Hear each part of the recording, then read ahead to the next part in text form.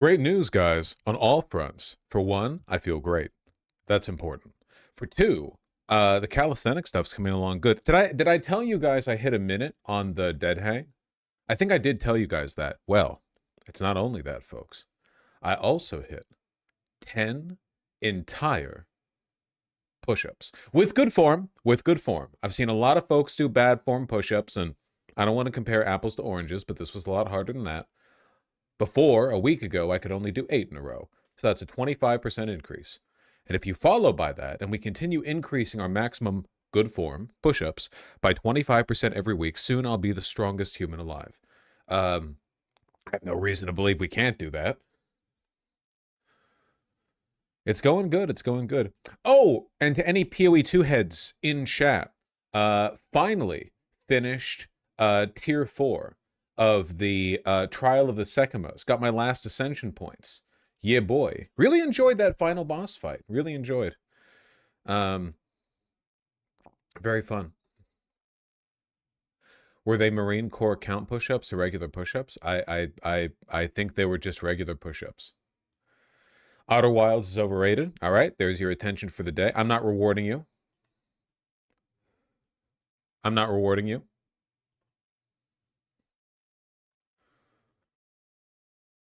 Which PoE 2? Pillars of Eternity or Path of Exile? Path of Exile 2. Are you tucking your elbows to your sides while doing push-ups?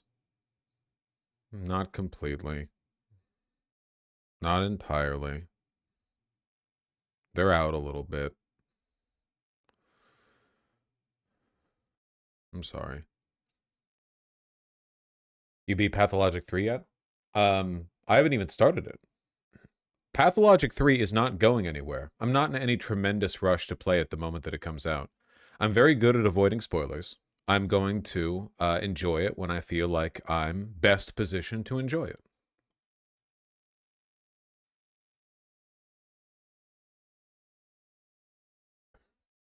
To be clear, that's still a valid push-up. Yeah, it's not perfect. Do you have any advice for avoiding spoilers? Sure, have a really bad memory and a very, very, very selective attention span. There are consequences for living like this.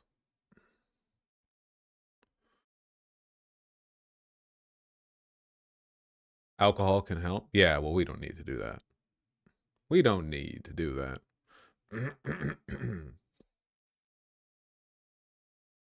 How y'all doing? River's up here in the PC, being a menace, keeping the heat from exiting the computer. Hello, River.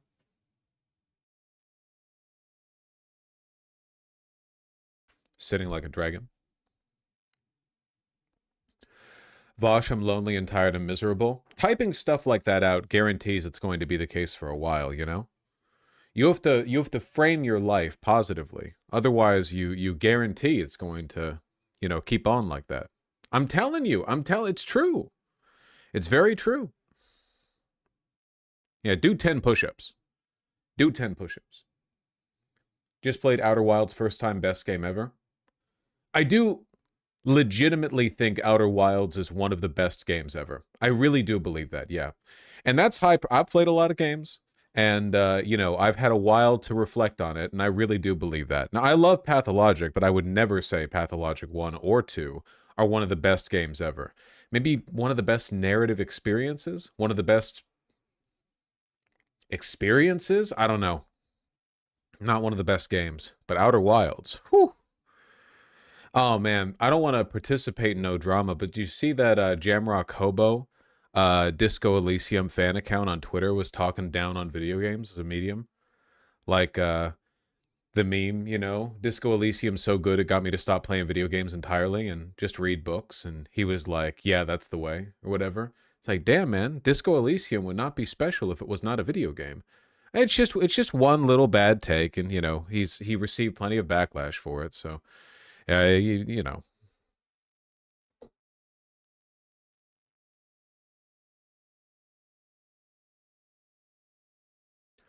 I played Outer Wilds for a bit, but got overwhelmed by all the lore bits. I was trying to keep track of it in my head, had to stop. My friend, Thunderhead Aster, that's what your ship log is for. Plot-relevant stuff gets logged in the ship. Now, not all the information does, of course, but if you're interested, I mean, the stuff you need to progress or to understand how the world is put together, that stuff gets logged in the ship, you know? Everyone says Outer Wilds is the best game ever. Then you ask them about it, they say nothing because everything's a spoiler, apparently. That is true. That is true. I started the first Pathologic. Am I supposed to suck at it? Yes. Oh, yeah. Mm-hmm. Yeah. Mm-hmm. Yes. Yep. Yep. Yep.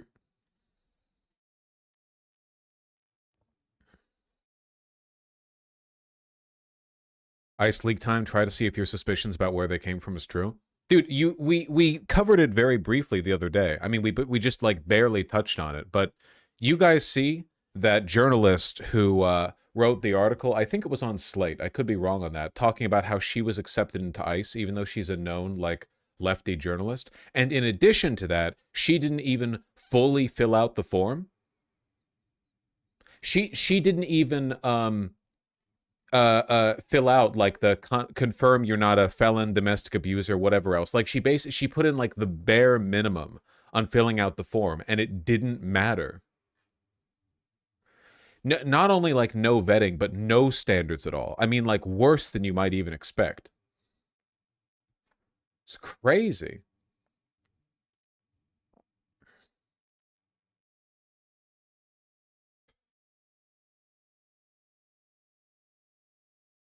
No excuse for being unemployed now, chat. That's true. That's fucking true. People in chat are like, the job market's so hard. Buddy, they are handing jobs out for free right now. Yeah, here it is. You've heard about who ICE is recruiting. The truth is far worse. I'm the proof. What happens when you do minimal screening before hiring agents, arming them, sending out in the streets? We're all finding out. Yes, sir. Yes, sir. Mm-hmm.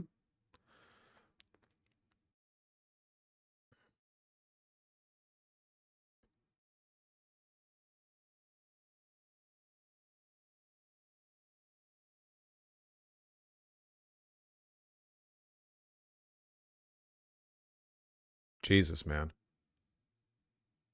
The ICE Expo in the Dallas area, where my application journey began, required attendees to register for a specific time slot, presumably to prevent throngs of eager patriots from flooding the event and overwhelming the recruiters.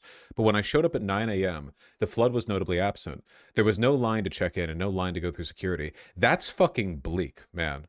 That is really, really, really bleak. You're offering like a $50,000 sign-up bonus, high pay, for ICE agents, literally no job requirements whatsoever. And in the Dallas Fort Worth area, you can't find that many applicants. I walked down nearly empty hallways, past a nearly empty drug testing station, and into the event proper, where a man directed me to a line to wait in for an interview. I took my spot at the end. There were only 6 people ahead of me. While I waited, I looked around the esports stadium Arlington, an enormous blacked-out event space optimized for video game tournaments that had a capacity of 2,500. During my visit, there couldn't have been more than 150 people there. Hopeful hires stood in tiny groups or found seats in the endless rows of cheap folding chairs that faced a stage ripped straight from Tron. Everything was bright blue and lit up and sci-fi future angular. Above the monolithic platform hung 3 large monitors. The side monitors displayed static propaganda posters that urged the viewer to defend the homeland and join ICE today, while the large central monitor played 2 short videos on loop, about 10 minutes of propaganda footage, again and again and again. After about 15 minutes of waiting, an extraordinarily normal-looking middle-aged woman waved me forward. I sat across the black folding table from her on one of the uncomfortable black chairs. She asked for my name and date of birth and whether I am over 40. Did I have law enforcement experience? No. Military experience? Yes. Did I retire from the military at 20 plus years or leave once my enlistment was up? The latter, I told her, then repeated my carefully rehearsed, completely true explanation for why the resume I'd submitted had a large gap. I had a little bit of a quarter-life crisis, ended up going to college for part of that time, and since then I've been kind of gig economy stuff. She was spectacularly uninterested. Okay, what location is your preference? After some dithering, I said on my home state of New York.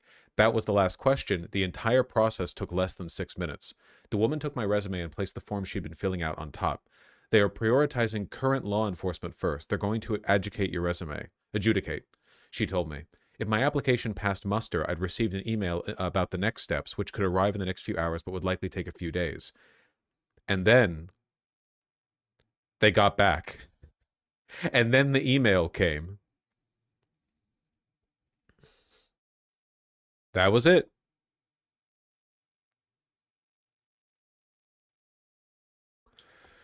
Turns out you only get the sign up a $50,000 sign up bonus after 5 years of them out. Yeah, but the average person signing up for ICE is legitimately too low IQ to understand that. Like I'm saying that unironically. Like the 50K sign up bonus is still should be considered a genuine incentive to new signups because they are not smart enough to understand that.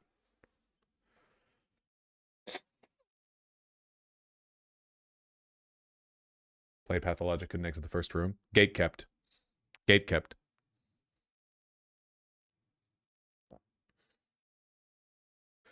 Five years, the agency won't exist in 5 years. God willing.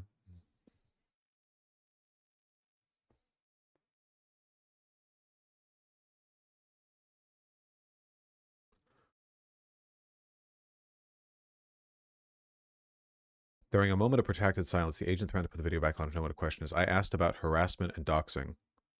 We will prosecute people to the fullest extent of the law. This is like a real man. I really wish that I could find the article that quote was pulled from. I was trying to find it yesterday, but like I was reading an article, or at least a snippet of an article, talking about how within the ranks of ICE, more and more and more of them are like requesting leave for psychiatric reasons. More and more of them are talking about being like disowned by their family. Based like the average member of ICE is not some kind of like 35-year-old thick-necked hyper chud whose entire family is like, yeah, go on, beat up those blacks or whatever, you know? The average ICE agent is like a late 20s to early 30s fail son who has no job prospects, is low IQ, has basically no hope for their future, no wife, no life, and they sign up because they just want the fat cash, and like they're not really like especially loyal. Like they're hateful people, but they're not like ideologically motivated for the most part. And then they're now facing this huge wave of like their families disowning them, anxiety about getting doxxed. Now a lot of them are thinking like, oh fuck, you know, Kristi Noem is like really like ramping up the rhetoric. Now we're worried. Like, will I be able to get jobs after this? Like my name is going to end up out there. Will I be able to get regular work after this? Let alone being prosecuted for my complicity in these crimes. Like, will I even pass a basic background check? You know?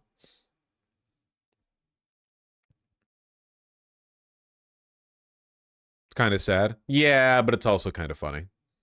There have to be consequences. This was for Marx the essential point of the lumpen proletariat. For Marx, bribing them with childish money bribes was the science of the lumpen proletariat.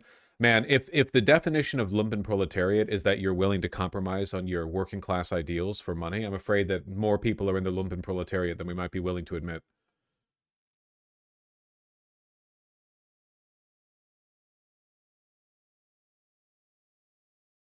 It's like 5 people who are part of the actual proletariat. For real, units like ICE are generally filled by low intelligence people who cannot get a proper career. I had a colleague once study that on the case of Argentina in the 70s. The death squads of the military junta were filled by officers who failed at careers in the normal army branches. It makes a lot of sense if you think about it. Like, you're talking about, think of being a part of a death squad or like a Hitlerite, you know, secret police faction. Think of it as like a political equivalent of the high risk work that you would compensate an oil rig worker for, or like a lumberjack. There are jobs that pay well, not because they're high skill necessarily, but because you're taking on a lot of risk. Not to say that being an oil rig worker or a lumberjack's easy. It's not. But I mean, like, the reason they get paid what they do is because they're legitimately really difficult jobs. There are a lot of jobs that kind of fit in that you know, in that purview. And in a way, like being ICE or being a member of a death squad for a junta, they fit those categories because you need to pay people enough to overlook the long-term consequences. This ended up being the case in Germany too, right? A lot of people who worked with the SS, higher up officers, whatever, yes, a lot of them did get hired by like American intelligence or became part of our fucking rocketry program or whatever, but a lot of them also lived like wretched, miserable lives as pariahs. A lot of them had to flee to Argentina. A lot of them like there is like a long-term social cost. You are risking a lot by getting involved in that kind of work, you know? The average Wehrmacht recruit was not getting, you know, persecuted in Nuremberg after the war, right? They were just like, good night, y'all, and fucking, you know, reintegrated, or tried to at least. But the people who were like at the level, They were risking a lot more. It makes sense.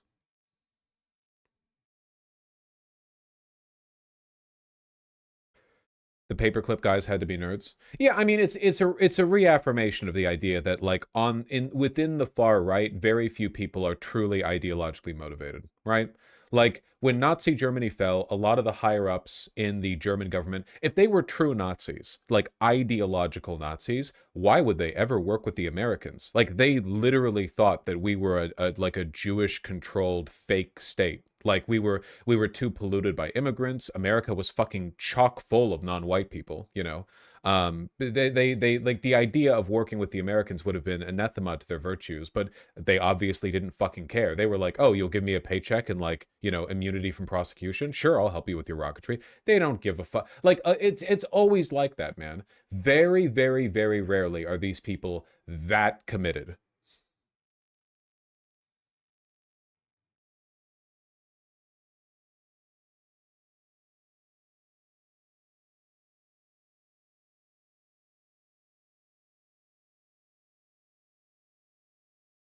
When the war was going wrong, they were hoping the West would join them in their fight against the Soviets.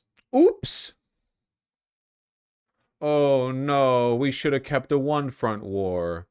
Ah, should have finished dealing with Britain first. Ah.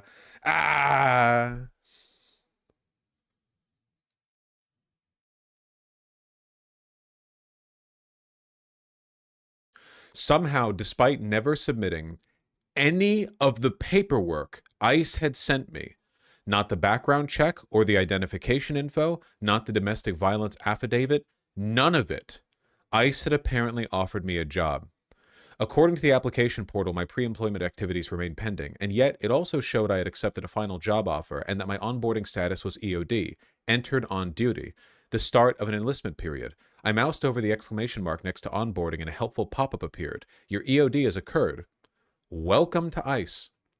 I clicked through to my application tracking page. They'd sent my final offer on September 30th, it said, and I had allegedly accepted. Welcome to ICE. Your duty location is New York, New York. Your EOD was on Tuesday, September 30th, 2025. By all appearances, I was a deportation officer. Without a single signature on agency paperwork, ICE had officially hired me. Perhaps, if I'd accepted, they would have demanded my pre-employment paperwork, done a basic screening, realized their mistake, and fired me immediately. And yet, my pending and upcoming tasks list suggested a very different outcome. My physical fitness test had been initiated on October 6th, it said, 3 days in the future. My medical check had apparently been completed on October 6th. This is literally the easiest job in the world to get. There is not a job on Amazon warehouse worker, McDonald's cashier. There is no job on earth that is this easy to get. Nothing. Every other job in existence would subject you to higher scrutiny than this. The portal also listed my background check as completed on October 6th. Had I preemptively passed? Was I seriously going to let me start training without finding out the first thing about me? I reached out to ICE for an explanation, but never heard back. The only thing left for me to do was press the green accept button on the homepage. Maybe I should have. Maybe no one would have ever checked my name and I could have written the story of a lifetime. Or maybe the agency infamous for brutalizing and disappearing people with no regard for the law or basic human rights would have figured out exactly who I am while I was in one of their facilities with no way to escape. I'm not actually a domestic terrorist sent straight from Antifa headquarters, but to a paranoid fascist regime increasingly high in their own supply, I sure look like one on paper. Self-preservation won out. I hit decline, closed my browser, and took a long, deep breath. The pre-acceptance of the medical check is the funniest part of this to me, even more so than them not requiring any background check. Absolutely phenomenal. I like the keep in mind that for the physical fitness test, they have been dropping the standards consistently. Like they had to remove sit-ups, like the fucking meal team 6 ass applicants that they've been getting fielded couldn't their tummy too big, too round, you know? Couldn't do the sit-ups.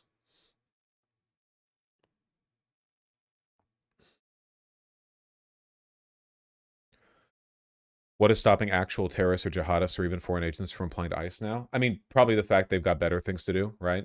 Seems kind of like a loser's game. I don't know, man. It's just, I don't know. Who is this journalist? Why, this is the one, the only Laura Jadid.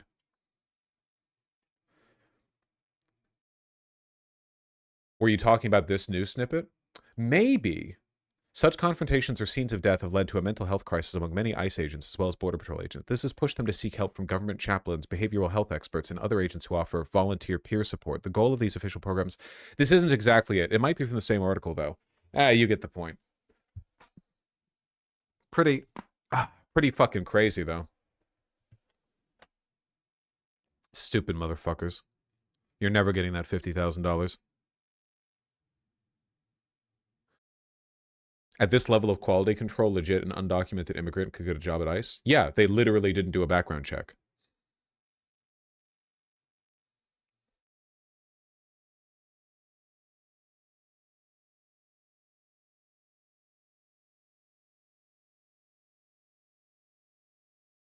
So goddamn funny.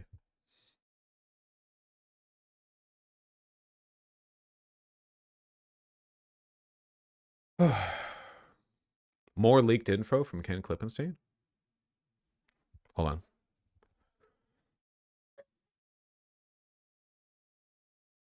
Do we know if they just arm anyone with no credentials to fire a weapon?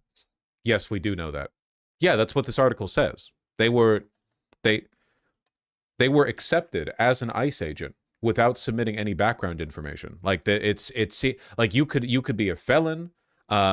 You could have domestic violence rap, which in many states prevents you from owning a firearm. Like all of these, you don't even have to like submit real identification. Just run on in there, you know? Here's a gun.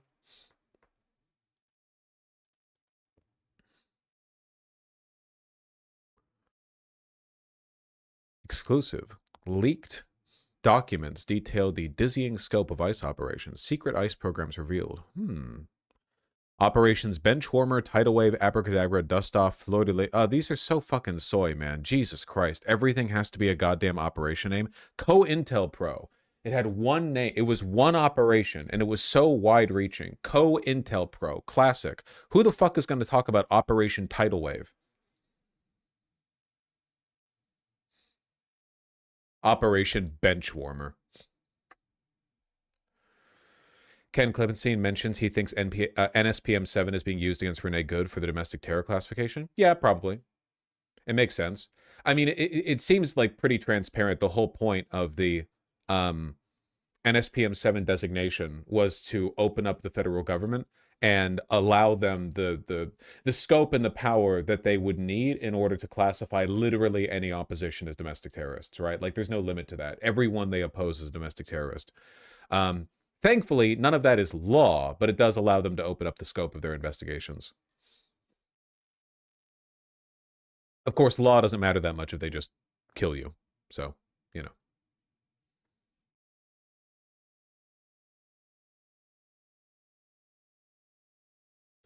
A 15-page long document marked Law Enforcement Sensitive details 21 different major ICE operations resulting, so it says, in 6,852 apprehensions since June.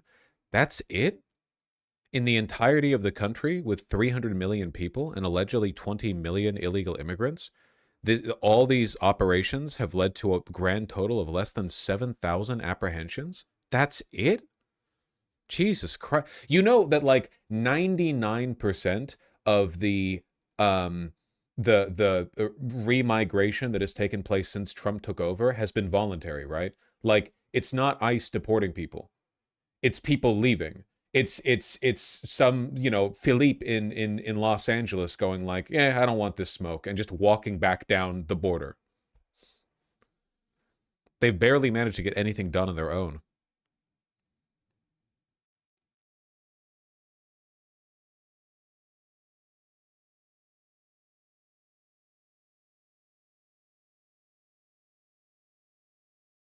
$2,400 have occurred in Minnesota in the past few weeks. 2,400 undocumented immigrants apprehended, or just 2,400 arrests? Because keep in mind, the majority of people that ICE arrests just end up getting turned back out on the street.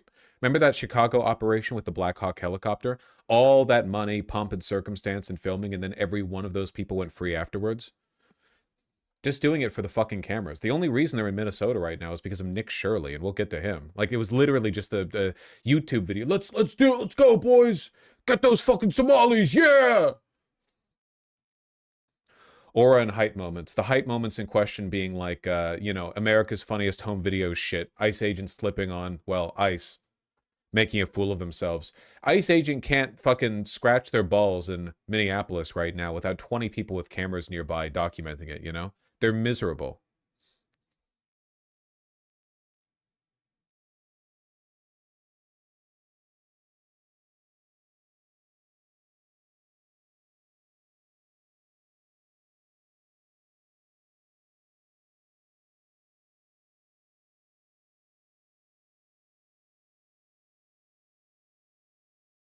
Another briefing about Operation Benchwarmer reveals the employment of agents dressed in plainclothes to disguise themselves as ordinary people in an attempt to gather intelligence. Intelligence.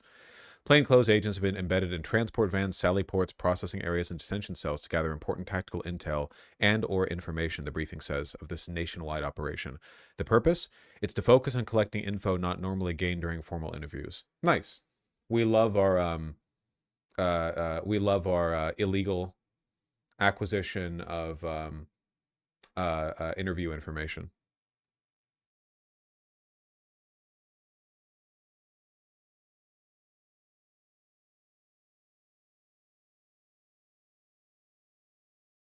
Things as basic as ICE's use of force policy, its use of deadly force policy, are completely blacked out so the public can't see them.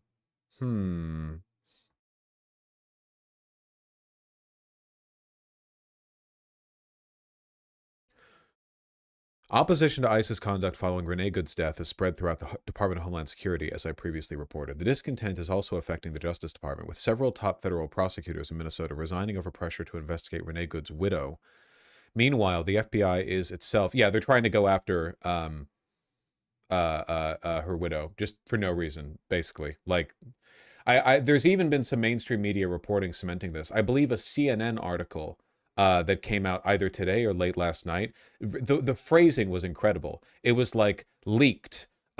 Renee Good, Renee Good's wife enrolled children in school that, quote, taught resisting ICE tactics or something. Like the school that the child went to taught the kids about their legal constitutional rights.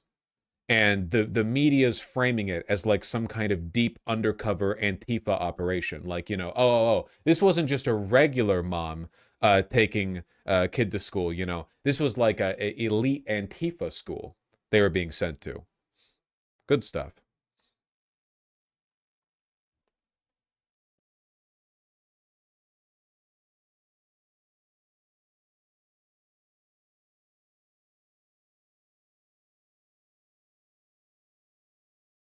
I know I can find that if I just look. Yeah, here we go. Last night. The woman killed by an ICE agent in Minneapolis last week served on the board. Oh, here we go. I slightly misremembered the details. Served on the board of her son's school, which linked to documents encouraging parents to monitor ICE and directing them to training. Again, the documents in question were like a know your rights kind of thing. So it's like, Antifa agent here. They're treating it like it's undercover operation. And that phrasing isn't too bad. Yes, it fucking is. What is the relevance of this? She was murdered by ICE. So she was concerned with her rights? Like, oh, did you know did you know the Jew that was killed by the Gestapo previously was known to have talked about how the Gestapo were killing Jews? I like, it's...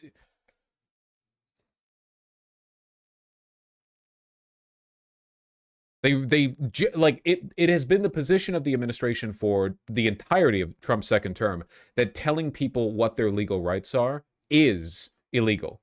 Like, they were doing this with AOC way back in the beginning. AOC was making videos on what your legal rights are if you're targeted by ICE, and they were treating it like she was, emboldening, empowering, and giving seditious information to the enemy. Implicit justification of the murder? Absolutely. 100%.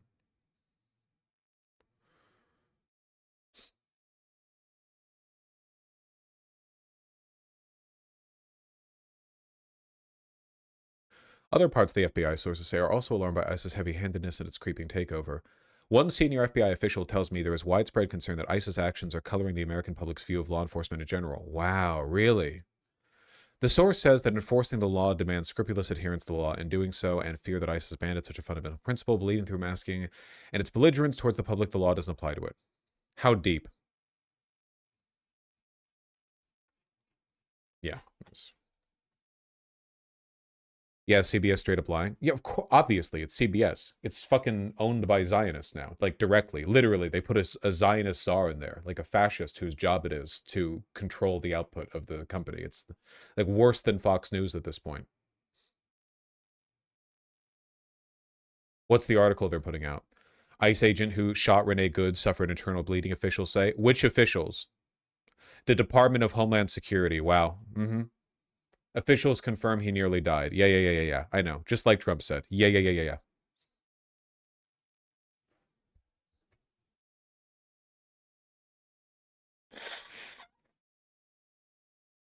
A bruise counts as internal bleeding, mind you. Oh, yeah. Yeah. Of course.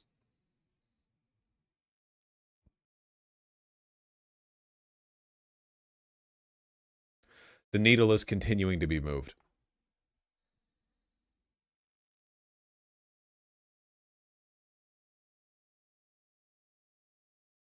God, honestly.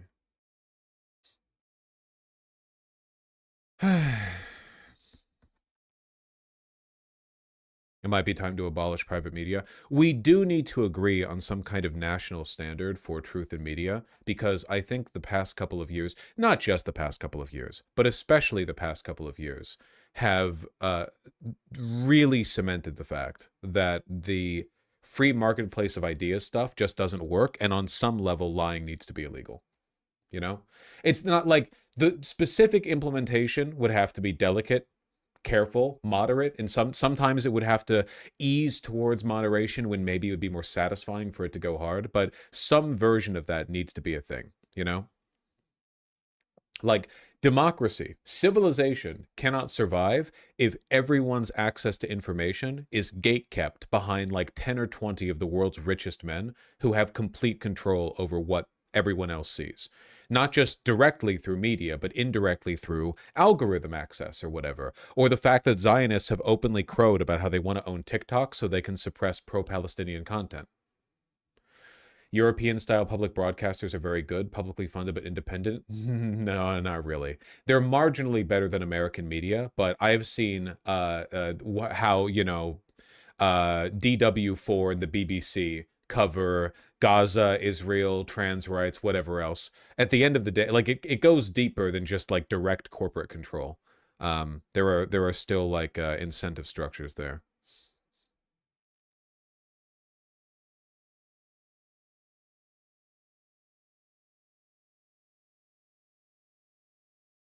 Weren't there rules like that in the 80s that got removed? I don't know if the re-implementation of those rules would be enough, but you know who to thank for that. You know who to thank for their removal. You know who it was. A while ago, you talked about how this dishonesty slowly erodes away at democracy, and it stuck with me. This government requires people to act in good faith, otherwise the whole system doesn't work. Yeah, it's basically an extension of what I said before about how the anonymity and abstraction offered by the internet encourages monstrous behavior in people. You kind of get detached from the immediate social and moral consequences of bad behavior in person. People are way more likely to be mean online than they are in person, because in person it's just easier to empathize with people. And also, even if you want to be a huge dick, you're there, right? If you're a huge dick, your ass is on the line. Your face, your voice. People get mad at you. You can't just turn the computer off or whatever, you know? You have to deal with the consequences. You could get punched in the face. That's true. That's a legitimate, genuine, authentic, and sometimes valid socially moderating force. The fact that if you upset people around you, they might hit you. It doesn't come up often, at least not in my life, but there are social purposes to these things. The internet doesn't really offer that. Likewise, the total detachment from accountability that is endemic to this corporate controlled media environment. I mean, more so than before, right? It doesn't allow democracy to function. You can't have it. You have to make a choice. Do you want democracy? If yes, you need some really strong constraints on corporate controlled media. It's just, there's no way around it. It's just a bullet that you have to bite. And if you are so obsessed with letting 10 or 20 of the world's richest people have unfettered control over all the information that you consume, if that's really important to you, then okay, you can't also have the democracy. You don't get to have both.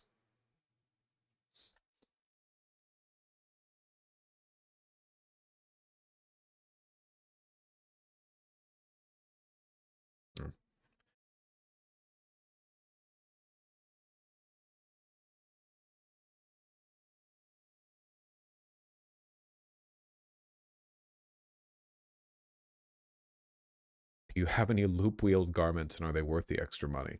Yes, and that's entirely up to you. That's there are differences in how they're constructed. They feel different. Some pretty cool parts to it, you know. So what's up in Iran? I don't know what's up in Iran. I don't know what's up in Iran. It's been a day since last I covered Iran. What's going on in Iran? Is that so, Vashonite? Is Joe Rogan pulling over? Well, unfortunately, sorry, I don't have the time spot. You don't have the time spot for when Joe Rogan called ICE the Gestapo in this 2-hour 43-minute. Man, I fucking despise Rand Paul, but at least he's been relatively consistent on this. Like the I don't know, man. Libertarians are only consistently in favor of police brutality if it's being directed against, like, poor people and black people specifically. If it's more widespread and distributed, they tend to be slightly more principled. Him and Thomas Massey. Then again, there are, like, no real libertarians, right? Maybe Thomas Massey is. I don't know. Probably not. Use the transcript for timestamp. I am not searching through the transcript of a 2-hour, 40-minute video, okay? Do you think Joe Rogan would have hosted Kamala on the podcast? Yes. He reached out to her. Why would he not want a presidential candidate on the podcast? It's like that's like free views right there.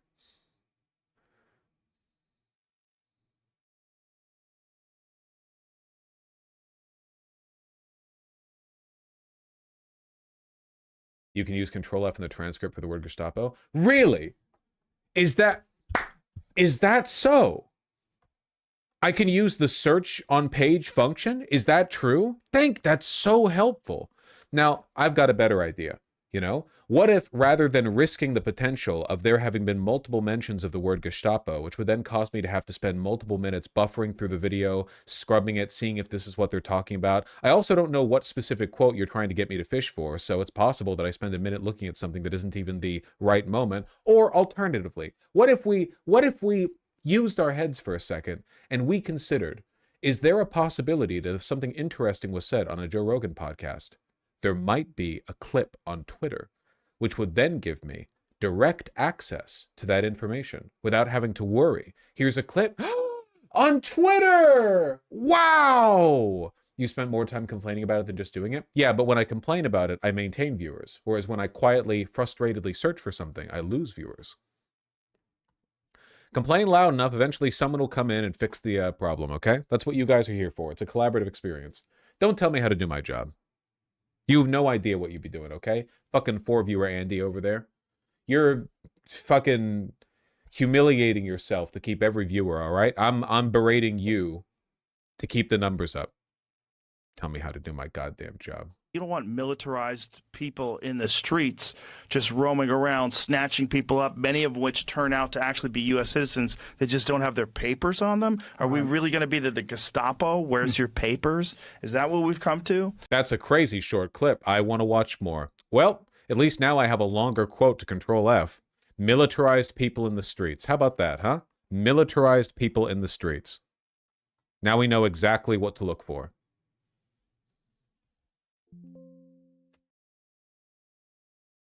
Easy. Or is it? Oh my God. Even if you look for the word militarized, which is a, $5 word that Joe Rogan probably doesn't normally know how to use, there are 2 mentions of it. It's possible I might have gone to the wrong one if I had relied merely on a single word search. And then I can also see the point of view of the people that say, yeah, but you don't want militarized people in the streets just roaming around, snatching people up, many of or do something, because if we don't, they're going to keep doing it if they get in office again in 2028, and it's going to accelerate. And you're going to have to take away some of the damage that's been done to a true democratic system, because you've kind of hijacked. Begin from the beginning. Begin from the beginning. And so now they have something they really dislike. But who brought it upon? My point is the left brought this. It's not an answer, but it's an explanation that the left is bringing this to their cities because they're refusing to enforce the laws. Right, and they don't want those laws. They don't like those laws. They think that once people are here, they should be able to stay. And, you know, this is what my friend Gad Saad calls suicidal empathy. Yep. And I think my retarded friend who made up a term. The people who used the term suicidal empathy were the first guys to throw a hissy fit over making fun of Charlie Kirk, by the way. Like suicidal empathy is when you think it's okay to incorporate and add into the citizenry millions of people who diligently work and live their lives in this country. But it's not suicidal empathy to, for the sake of civility politics, worship this hate monger piece of shit whose absence makes the world better, you know? And I think there's a balance to be achieved. I just don't know how it gets done. God, he's so fucking stupid. Because I see both perspectives. Whatever happened to the those who would be willing to sacrifice their freedom for security deserve neither? Joe Rogan with his big brain over here is like, I guess I don't like secret police marching door to door demanding people snitch on their neighbors and reveal the ethnicity of people in their neighborhood. I don't like the fact that America is turning into a literal papers, please authoritarian state where you have to keep your documents on you at all times, and even that's not a guarantee that you're not going to be brutalized by these secret police who hide their faces. But on the other hand, it's really, really important to me that we enforce arbitrary immigration laws that do nothing but disrupt our economy and our citizenry. You know, it's really important to me to follow those laws. And Rand Paul, principled libertarian over here, is like, oh yeah, obviously you need to enforce immigration law. I'm very against government intervention, except I do believe in the militarized police state that is required to enforce the borders of a huge contiguous, it's very important to me. We spend billions and billions of dollars every year and erode people's civil liberties if it means getting at those immigrants. I see the perspective of the people that say, hey, there was an illegal program moving people in here to get votes, moving people in here to get congressional seats, and we've got to change. Hasn't happened. That. We've got to take those people completely that fake. Got in and send them back to where they came from, or do something, because if we don't, they're going to keep doing it if they get in office again in 2028, and it's going to accelerate. And you're going to have to take away some of the damage that's been done to a true democratic system, because you've kind of hijacked it. And completely made up. I don't know how you're supposed to engage with people like this. The idea that Democrats were deliberately shipping in illegal immigrants in an effort to win votes when illegal immigrants can't vote. Vosh is right, lying should be illegal. Genuinely, there should be some kind of legal process where the state can be like, hey, you have made these claims, you need to defend these claims. We do this with slander and libel. We literally have this process already for slander and libel. It's just that there's no process for doing this when it's about like a broader statement, right? It has to be directed towards an individual. They kind of have. And then I can also see the point of view of the people that say, yeah, but you don't want militarized people in the streets just roaming around, snatching people up, many of which turn out to actually be U.S. citizens that just don't have their papers on them. Are we really going to be the Gestapo? Where's your papers? Is that what we've come to? So it's more complicated than I think people want to admit. People want to look at this as a black and white issue, if you're a compassionate person or if you're a pragmatic. On one hand, we have a real issue, and on the other hand, we have a fake issue. Obviously, the solution is somewhere in the middle, one that allows us to solve both. And I don't think that's true. I think it's both. But I think the argument needs to be made again and again, and the left needs to hear that they have created this situation by disobeying the immigration laws. Ladies and gentlemen, American libertarianism. They created this this situation. Yeah, the Jews made us do this. It's not the people who directly like empowered. I mean, you could say that the left did this in the sense that Democrats also funded the fuck out of ICE. I mean, I'm not owning up to that myself because I think the Democrats were so wrong to have done that. Kind of a bipartisan issue there. I couldn't watch the Destiny debate with some TikToker on this. Yeah, because conservatives are genuinely like beneath your consideration. They have to be bowled over and dominated. You can't reason with them. They are like anti-reason. This is not a subject on which, like, I think that it's humiliating. As an American, I think that it's humiliating that even the most basic, obvious rights that our founding fathers enshrined in the Constitution are now up for debate by 60 IQ troglodytes who think that every random fucking talking point they hear on Joe Rogan or from Nick Shirley or whatever, like validates this onslaught against all of the things that have thus far survived for a quarter millennia, you know? Like we're talking about a pretty long-lasting democracy here, a very flawed one, you know. We're not getting too starry in our eyes over this. America's always had its issues, but it's not really, we're backsliding like crazy, man. Over nothing, with the stupidest fucking people, over and over and over again. Ignoring the deportation orders, by not reporting people who are committing crimes. Now, we're not talking about some guy mowing lawns. We're talking about somebody who stole a car. We are, in fact, talking about people mowing lawns. ICE is going after literally everyone, including American citizens. Somebody who raped somebody. They are in jail. So this... They're in jail? What? Hold on. They're in jail? I thought the left was ignoring them. Or by ignoring them, do you mean that local police were arresting and prosecuting them for the crimes they commit? They just weren't referring their immigration status to ICE because they weren't asking for it. Oh, that's a different thing. Oh. This isn't the ordinary working person who's here illegally. We're talking about the criminal illegals in our country. Well, I think most people were in favor of getting rid of gang members, criminals, murderers, rapists. Most people were in favor of getting rid of those people. But the thing is that the left-wing cities that are sanctuary cities are not reporting that. That's part of the reason why ICE is in Minnesota. But they're arresting them. But they're arresting them. That's the, otherwise, how would you even know that they had committed crimes? A good example of that is Aurora, right? Aurora, Colorado, where Trent Dogwa was taking over apartment. Also, these people are so full of shit, man. The idea that they're only going after criminals when we know for a fact that the Trump administration has never given a fuck whether or not an undocumented immigrant has committed crimes beyond that. We know for a fact they've not. Like, they're so full of shit, and you have to be so fucking stupid as a Republican to watch this. Like, my thought watching this would be like, if I was a Republican, my thinking would be like, isn't it embarrassing that we have to pretend that our aims aren't what they actually are? Like, wouldn't it make you feel cuckolded to watch this and go, you know, oh yeah, man, we only want to get rid of the criminal illegals and all the other illegal immigrants are here to stay or whatever. You don't believe that. Why are you pretending to believe that? You want to get rid of all of them. You want to get rid of legal immigrants too. They've been very clear about that. You want to get rid of swaths, millions and millions and millions of illegal immigrants. You want to get after naturalized citizens. They literally tried to end the naturalization process. You want to go after everyone. Buildings, and they were a sanctuary city, so the police literally could do nothing about it, which is just pure insanity. Yep. It's a lot of problems. That's fake. Sanctuary cities has never meant that illegal immigrants can't be arrested for crimes. It just means that they don't track or report immigration status for the people they arrest.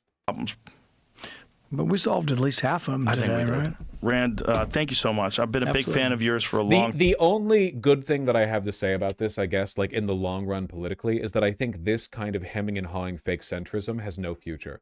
The Trump administration is not saying, we're only going after the criminals. The Trump administration is Heil Hitler posting from all their socials. This is a pathetic attempt to moderate. Joe Rogan is and always has been a grifter, right? He wants to hold on to an audience even after the Trump regime collapses. You know, when the Trump administration just implodes completely, and and a bunch of those people, like they're all left out to rot basically. Joe Rogan doesn't want his audience cut down to a third, so he understands that he has to like pitch these criticisms now. But I don't really think there's a future for this. The Republican Party is going to have a schism, and one half of it's going to go to that like Tucker Carlson, Nick Fuentes, we're going to do Nazism right this time, no more Jewish involvement or whatever type bullshit, and the other half is going to, in my opinion, be politically disenfranchised effectively, because a lot of these people are too stupid and lack the political imagination to get involved outside of I guess like the Trump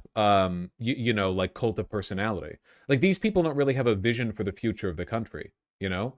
Imagine receding to this. Imagine like going from, yeah, Christi Noem, Heil Hitler, deport everyone, denaturalize every naturalized US citizen. This should be a whites only country. And then like 5 months later, because the needle moved on Trump's popularity, you're watching this cuck bullshit and going like, yeah, I don't know. I mean, we have to follow the laws, but maybe we took it too far.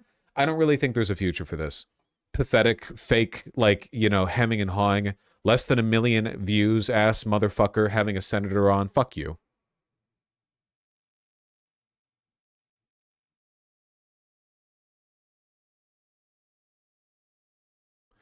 Libertarians are often more fascistic than self-identified fascists. It's kind of funny. That's true. Yeah. Here is how podcaster Joe Rogan described it. You don't want militarized people in the streets just roaming around, Hey, I've seen this clip. snatching people up, many of which turn out to actually be U.S. citizens that just don't have their papers on them. Are we really going to be the Gestapo? Where's your papers? Is that what we've come to? That has also become a big part of this so-called enforcement. I mean, Minneapolis is not a huge Why are we place. quoting podcasters on the news? Well, CNN is barely more legitimate than Joe Rogan is, but you know, you follow the attention, right? If people watch Joe Rogan, you have to talk about Joe Rogan. I don't talk about Joe Rogan because I find him interesting. I'll tell you that much. Okay? And they are absorbing thousands of federal officers, more than any other deployment that they've done so far.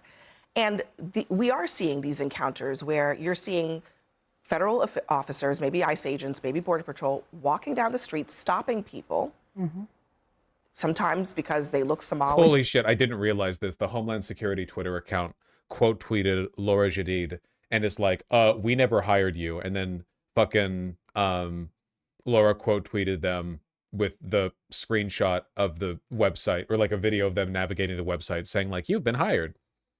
Or they look brown or whatever it is. This is according to those people who were stopped, and asking them, where are your papers? Show me your papers. Where were you born? That's the stuff that we're seeing. And Americans like Joe Rogan are concerned about it. And I think part of it is, look, Joe Rogan's identity does not depend on defending Donald Trump and his administration doing things that are indefensible. And I see people all the time bending themselves on TV, bending themselves into all sorts of pretzel shape because they subsist from being a Trump supporter, and that's all they've got. Joe Rogan, I think, is speaking out of conviction, is speaking out of what he is seeing.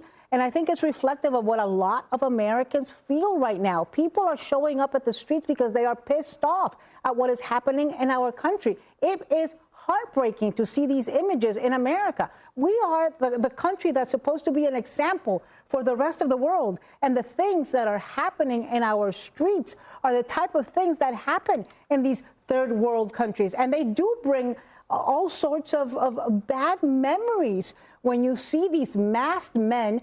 I don't think this rhetoric works on anyone. It doesn't. I keep saying move the needle, but like it's kind of apt, you know. The right would be totally okay with living in a third world country as long as their guy was in charge. They are serf people. They're like subservient by nature. They're natural slaves. They would accept any degradation to their standard of living as long as every day they could wake up and know that dear leader is doing like a based and red pilled thing that they like. Targeting people, and it's not just Minnesota. I mean, we remember the woman who got pulled out of the street in Boston by masked men. We have seen pregnant women dragged. In Minnesota, we saw two young teenagers who were working at Target, like so many of our children do. American citizens. Have a job while going to school, being pulled out, while screaming, I'm a U.S. citizen, I'm a U.S. citizen, because they look Latino and they were Latino. That is un-American and unacceptable, and good for Joe Rogan for standing up and denouncing it. Yeah, okay. Yeah, okay. More of Trump supporters, if they He didn't really him, do that. A U.S. citizen, especially a woman, in the face, when people say it's justifiable because the car hit him, it seemed like she was kind of turning the car away. Now, Joe, what was really striking to me about this Quinnipiac poll, 53% said it was unjustified for the ICE agent to shoot Renee Good. But I was also really surprised by how this has penetrated. 82% of registered voters say they saw that video. So you're talking almost universal. Yeah. Fantastic. Thank God the Trump administration's fucking stupid and decided to die on this hill. That is genuinely insane. 82% in a poll. That degree of media saturation is basically unheard of. Like the State of the Union address doesn't get this kind of numbers. Nothing does. Like, this is an unbelievably widespread, like, widely received video. Impressions of what happened there. Is it? I don't know. Are Republicans misreading this situation or risking misreading a little the bit? situation? Look, if anyone saw last segment, right, I had no problem defending the officer, and I think Joe Rogan's factually wrong about his assessment. But I am a big Joe Rogan fan. Oh, yeah. I listen all the time. And he is really emblematic of one of the most successful things Trump did in the campaign. It was to engage podcasters and win a lot of people who listen to that type of forum. What are you I have a talking about? conversation in my head with Joe Rogan for hours every week. I'm a big fan, right?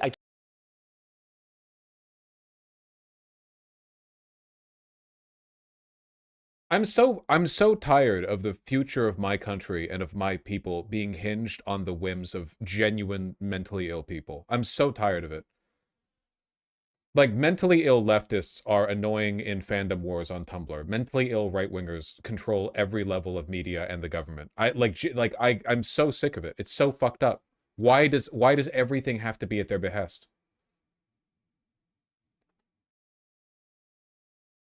My people equals whites. My people equals gamers, you fucking retard. Talk to him.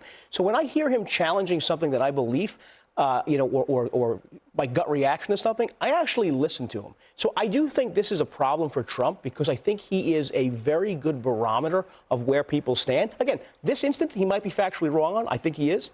But he is a good barometer of He hasn't said anything. Literally all he's saying is, I disagree with him on this, but I'm still going to suck up to him because I understand he's one of the big, like, pipelines that brings normies in with Trump. Like, he's a Republican strategist. That's his job here, you know? Oh, I disagree with him on this one, but, you know, I hope he still brings people in. A lot of Trump supporters are, and I would have, you know how they have the Waffle House indicator for a hurricane? Like, if the Waffle House is closed, there should be a Joe Rogan indicator. All right, with us now, stand-up political commentators. Karen. Literally, like, he said nothing there but gluck. That was just... if I could interrupt everyone for a moment, I'm Joe Rogan's biggest fan, and I understand that if Joe Rogan ever turns completely against the Republican Party, we're fucking sunk. So... Karen Finney and David Urban. And friends, what I'd like to do is not relitigate the video or the events. I actually want to talk about how they're landing in comments like the ones David just made by Joe Rogan, who seems to be saying, I support the president's immigration effort notionally. I do not like what I'm seeing on the ground, though, he seems to be saying. How pervasive do you think that opinion is? Yeah, John, listen, I think it is very extremely pervasive based on the polling. Very pervasive, right? Americans overwhelmingly voted, one of the president's strongest suits, Americans overwhelmingly voted for this president, if you look at the numbers and reasons given, to secure the border and crack down on kind of the sieve that was the border under the Biden administration. And this administration effectively sealed that border up and did that. And then the president promised to go after the bad hombres and the drug dealers and get those people out of America. And you know, there's a lot of support for that in America. What there isn't support for, and the polling bears this out, this isn't David Urban's opinion, this is the polling. It bears out that people do not want to see what you're seeing on your screen right now. They do not want to hear what Joe Rogan is saying. They don't want to see masked men geared up like Delta Force walking down the streets of America. asking people for their papers, throwing them on the ground, zip tying people who are doing sheetrock, gardeners, nannies. They don't want to see that, right? That's not what they voted for. And so it is really hurting this president. It is what half of the country voted for, give or take. And the numbers on an area where he was strongest, on immigration, strongest. Now it's becoming a weaker point. Karen knows this. President Obama deported lots of folks, but he did it in a completely different way. The Obama administration grabbed lots of folks who just came across the border, people who hadn't really. I'm not defending Obama, but this often gets framed incorrectly. The majority of the quote-unquote deportations under Obama were turnaways. Rather than seizing people inside the country, somebody like a undocumented immigrant, or not even an undocumented immigrant yet, but like a person moving up into America, would cross into the border and they would be turned away at the border or sometime after the border. Like, a lot of emphasis was placed on deterring people as they entered the country rather than sweeping up the people already in the country. That's not to say that Obama didn't sweep up people who are already in the country. ICE was already a thing by then, but the priority was different. When we talk about Obama being the deporter in chief, we're largely talking about those more preventative measures being taken by him. It was objectively far less brutal than what's happening right now. That's not a defense, though, of what was happening. At the end of the day, there's no way around this in the long run, apart from... There are two ways to deal with the glut of undocumented immigration from Latin America, right? One of them is what Trump has done. You make this country so shit that nobody wants to come here. Right now, border crossings are like 0, okay? Who the fuck would want to be here right now? The other option is you have to put a lot of money into immigration courts, proceedings, and border patrol. I apologize for my my fascist tendencies here. I don't think it's innately bad to have a well-funded border patrol. It just matters, what are they doing? Because in my mind, the job for border patrol should be, you see a person crossing the border, you're like, hey, you're an asylum seeker, what are you doing? Direct them over to a port of entry. There's a whole bunch of complicated security concerns that they would need to manage, which, they've been doing to varying extents for over a century. But they should facilitate the process of entering the country, and that does take a lot of money. I'm fine with all of it. Obviously, all that can be done humanely. I'm sorry, why was I talking about this? Integrated themselves in the communities, hadn't become people's neighbors. And, surprisingly or not surprisingly, people don't like it when ICE shows up in their neighborhood and take away people that they have relationships with. The Obama administration was very effective because they snatched people didn't really know. And in this case, neighborhoods see this happening and they don't like it. And so I think the tactics need to be addressed. It's just factually true, Karen. It's not just that the delay. Oh no. Well, you don't even know what I'm about to say, David. So why don't you let me talk? It's not just that this idea that somehow there's a difference between. It's not just taking people that people know. It is the violence. It is the terrorizing of communities. There's a story in USA Today. A couple was getting. They've actually been going door to door in Minneapolis. Not just going door to door. They've actually been asking people about the ethnicity of their neighbors. Saw an article on that too. Yet another thing that I should have saved for stream. There's I think, is it a Vietnamese people? There's a Vietnamese community in one of the neighborhoods in Minneapolis that's common there. Hmong, thank you. Is that how it's pronounced? Hmong? Am I in the ballpark there? And they were ethnically, broadly, a lot of them were collaborators with the United States during the Vietnam War. Am I correct in my memory of that? They were with the side of the South Vietnamese. Don't pronounce the H, just Hmong? Okay, gotcha. Gotcha. But anyway, they're literally going door to door asking people hey, are any of your neighbors of this race? That's not legal, obviously, but they're doing it anyway. From a cruise, they're in Miami. The ICE or border protection comes into their cabin, hauls them out. The gentleman of the couple, they're both American citizens. He's a Coast Guard veteran. It's the violence that people are really reacting to. And David is right. This is the Mongo from Laos.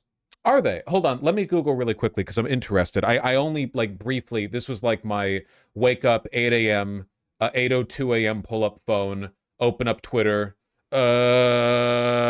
Like that was the mental state I was in when I processed this information. The Hmong are an ethnic group with origins near China's Yellow River, known as free people who migrated to Southeast Asian mountains, Laos, Vietnam, Thailand, Myanmar, and have large diaspora communities globally, especially in the US after fleeing persecution following the Vietnam War. Wait, if this is an ethnic group that fled following the Vietnam War, why the fuck are they looking for them? Like, they're not first generation immigrants. If there are any like ethnically Hmong people in Minneapolis, it would be like their children and grandchildren. Because they're not white? Yeah, I guess. Really, people are very aware of this story, and they're very aware of other stories where they're seeing this armed militia essentially acting as though Americans have no rights. We have the right to ask someone to see their badge, who they are. But these ICE officials are acting as though you don't have that right. And yeah, all right. Well, whatever. The lesson here, I guess, is that no matter whatever he says, far right or far left, the sanctity of Joe Rogan as a media institution remains unchallenged by CNN. No one can ever just say, boy, that guy's a fucking massive retard and a hypocrite. Vietnamese is actually the third most common language in Nebraska. Really? That's interesting. What a beautiful, diverse country we have, and will have, despite this administration. They can't get rid of it.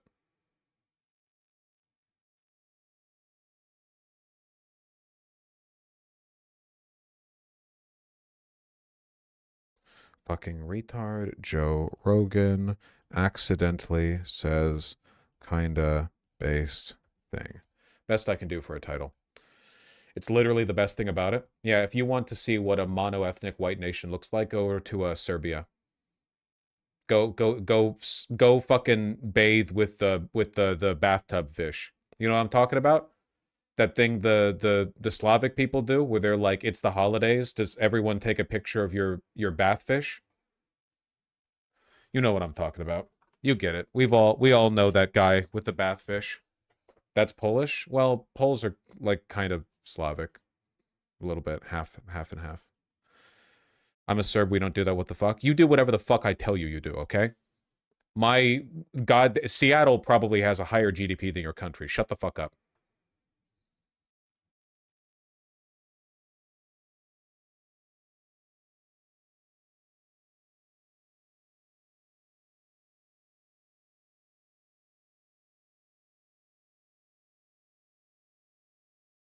Germany joins European partners with troop deployment to Greenland. Thank God. 13 entire soldiers. Actually, that's not... The fact that it's only 13 is not actually that bad. If you're sending soldiers as a deterrent, having any number of them there is meaningful. Because the goal isn't to, like, actually... you don't actually want it to turn into a shootout. You just want the potential threat, because then if you do something illegal and the German soldiers point their guns at you and you shoot them, now you've shot German soldiers, so on and so forth. You get me, you get me. Tripwire deterrent. I think the Canadian government's setting up a consulate in Greenland.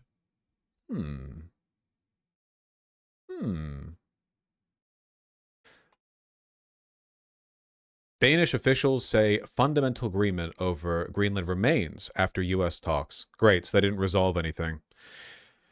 Danish and Greenland officials went over to speak with Trump today, and it seems that nothing has changed.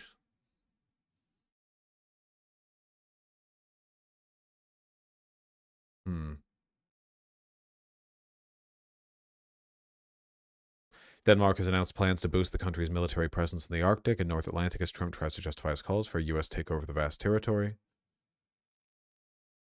Trump is trying to make the case NATO should help the U.S. acquire the world's largest island. Anything less than it being under American control is unacceptable.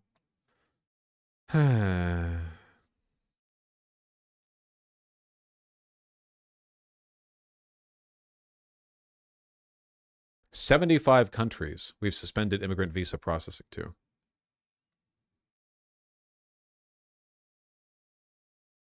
Cool.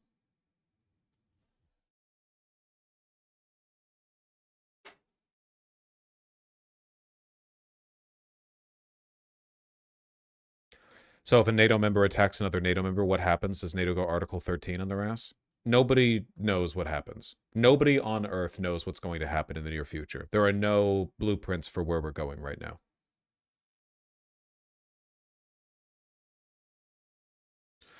Trump was asked about Greenland wanting to remain part of Denmark. On Greenland, sir, the premier of Greenland said today, we prefer to stay with Denmark. Do you see that as the Who final said word? that? The premier of Greenland. Well, that's their problem. That's their problem. I disagree with him. I don't know who he is, don't know anything about him, but that's going to be a big problem for him. Do you want to see democracy? Jesus fucking Christ, man. The premier of Greenland? I don't know who that guy is.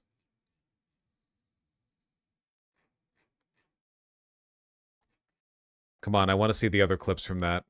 How much did he say? Right there outside of Air Force One. Come on, come on, come on. Show me, show me, show me. Ah, where is it? How long ago was that? Oh, this is from 2 p.m. yesterday. Gotcha, gotcha, gotcha. Well, what about anything from today?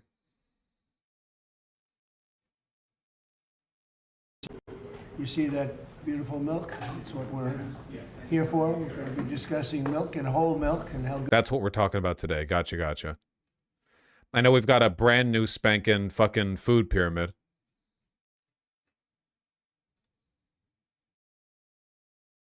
Can I just ask you about the emotion of this moment? What did the administration, what did Trump's team say? Trump didn't go to the meeting himself. They met with Vance. Oh, really? Did I misread the AP headline? Trump wasn't there personally? Gotcha. When you presumably told them that you can't just take over a people, you can't just take over and acquire a nation. Was there any discussion about, did they appreciate that perspective, or for them is this simply about security? I think that what we have been saying, that the meeting is been on a respect way, and we have shown where our limits are, and from there, I think that it would be very good to look forward, and this high level group that is going to work together. As I'm already saying, that it's all our interest to find the right path. Great stuff. Really interesting. I love the Fox News framing on this. Big problem. Trump warns Greenland's defiance could spark major consequences. Again, like, there's no way out of this without consequences in the media. It's fucking crazy, man. Greenland's defiance for not wanting to be annexed? A crucial meeting today as Vice President J.D. Vance and Secretary of State Marco Rubio get together with Denmark and Greenland officials at the White House to discuss the future of Greenland. Greenland's premier has refused to entertain offers turning over its sovereignty, saying, quote, now we are faced with a geopolitical crisis. And if we have to choose between the United States and Denmark here and now, then we choose Denmark. We choose NATO. We choose the Kingdom of Denmark. We choose the European Union. Here was President Trump's response. The premier of Greenland said today, be a big quote, that's going to be a big problem for him, meaning the premier of Greenland. Well, thanks for having me. I guess I would say I think it's a big problem on multiple fronts, mainly because his own people have made it quite clear in Greenland that they want support from the United States. There is no NATO, there is no Greenlandic security without the United States. We're already providing not only the security of Greenland, but essentially Denmark's, the entire European security. It's ridiculous for him to talk about how he's going to have to choose between the two. And he's not speaking with the consent of his own constituents when making these kinds of ridiculous statements. So I think President Trump is absolutely right to call him on that ridiculous statement. They keep doing this, man. I think that when one of the officials who was present at this meeting has essentially said over and over again, we don't want to hear from Greenland's politicians. We want to hear from their people, which means I guarantee you they're going to, like, pretty soon we're going to get a tearful, like, Fox News biopic on the one guy in Greenland who really wants to be owned by the United States, you know? He's not speaking with the consent of his people. Rather, Donald Trump is by saying he should invade them. We wait to see what comes out of this meeting between Vance, Rubio, Greenland, and Denmark. Is there a sweet spot here, Drew, where everyone gets what they want, everyone gets what they need, and quite frankly, everyone gets to save face? And if so, Drew, what is that sweet spot? There absolutely is a sweet spot. And, I think that there's just a lot of, ridiculous narrative coming from the Europeans on this particular subject. What President Trump is offering is billions of dollars of investment in the form of private investments and projects, all of which we're looking at that span from AI data centers to multiple rare earth. Only 8% of Republicans believe military force should be used to take over Greenland. Those numbers would shift if Republicans committed hard enough to that. Republicans have no principles. They don't believe in anything, and they're very stupid. They're motivated primarily by key jangling, Basically, every major project of the Trump administration so far has failed. ICE has stalled, incredibly unpopular. The tariffs were walked back in a million ways. The economy has not gotten any better. Job losses are mounting. Groceries continue to get more expensive. You always need like a new issue to hang your hat up on, right? That's what they did with Venezuela. They did it with Iran. They did it with Israel and Gaza. They've done it with Venezuela. There's always like you always need some big project. Republicans will always shift towards that because focusing their energy on pretending that Greenland needs to be annexed is much easier for them than acknowledging that this whole thing has been a string of bullshit.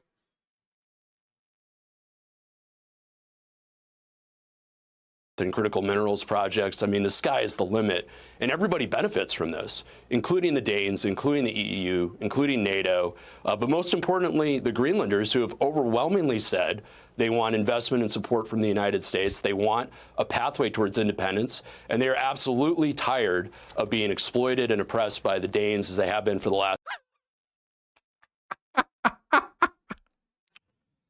Oh my God. It's incredible. It's the Russian playbook, but somehow it's actually less legitimate. Like the idea that Ukraine was taken over by Western puppets after Euromaidan, and that the Russians represent a liberatory force or whatever. It's the same basic argument, but the Russians actually were closer to being correct. 100 years. The era of colonialism is over, and it's time to let people achieve their own destiny. No one is going to stand in the by being invaded by the United States? Way of the Greenlanders achieving the goal that they want, and they need the United States for that. Yeah, to that point, what do you make of this idea of increasing NATO's presence in Greenland to counteract the threat of China and Russia? Just saying things. Yeah, well, this guy doesn't believe in anything. It's just like fun wordplay for him, as it is for all of these people. So it's, he's probably like delighted that he gets to say all of these contradictory things. The era of colonialism is over. No longer will the cruel Danes, stamp their foot on the backs of the kind Greenlanders. The Greenlander people crave freedom, which is why we need to run the country. Yeah. He knows he's a joke. What's the name of this guy, by the way? Is that enough? Should that be enough for the United States in light of the fact that Trump has said his concern with Greenland is Chinese and Russian investment taking over whatever? Or is this really about the minerals and the mineral rights and being able to unlock what Greenland has to offer to help us economically as well? Well, there's obviously a joint nexus between national security and economic development. I mean, looking at this from the president's perspective, my opinion is he realizes that you need to do both. And so the reality is NATO is not able to protect itself without the United States. I think we need to stop pretending that there's some sort of world in which NATO exists without the United States. We've been propping it up for years and years and years. And obviously, the European members need to do more of a part to contribute and pull their weight. So they do need to contribute more towards. Yeah, this guy's like a proper deep state agent. His bio on Green Meta Advisory, founder and CEO, former top U.S. official on strategic mineral and energy supply chain development. So when he mentions mineral rights and AI, that's the shit he actually cares about. Everything else about democracy, NATO protection, military investment, the cruel oppression of the Danes, and so on are meaningless fluff. As always, you pull the mask off, and it's capital trying to legitimize acquisition of additional resources. Highly regarded business leader and has served in the highest leadership assignments at the White House, Office of the Director of National Intelligence, and U.S. Departments of Energy and Defense. Proper deep state guy. Like, really, his whole life has been cycling in and out of, like, intelligence, energy work, consultancy. Prior to the U.S. government service, he was a strategic management consultant at one of the big four consulting firms, served as an officer with distinction in the U.S. Special Forces and U.S. Marine Corps, where he gained on-the-ground international minerals experience while serving in combat. How the fuck do you gain international minerals experience while serving in combat? What are you doing in the Marine Corps that's helping you understand mineral extraction, out of curiosity? And he has a business degree. Phenomenal. It's always the same guy, man. It's always the deep state. I hate the Antichrist. I hate the Antichrist. I hate the Antichrist.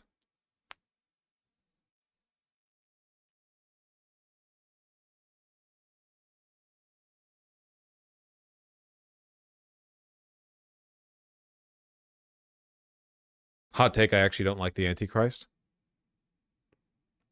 That's a controversial position these days, you know?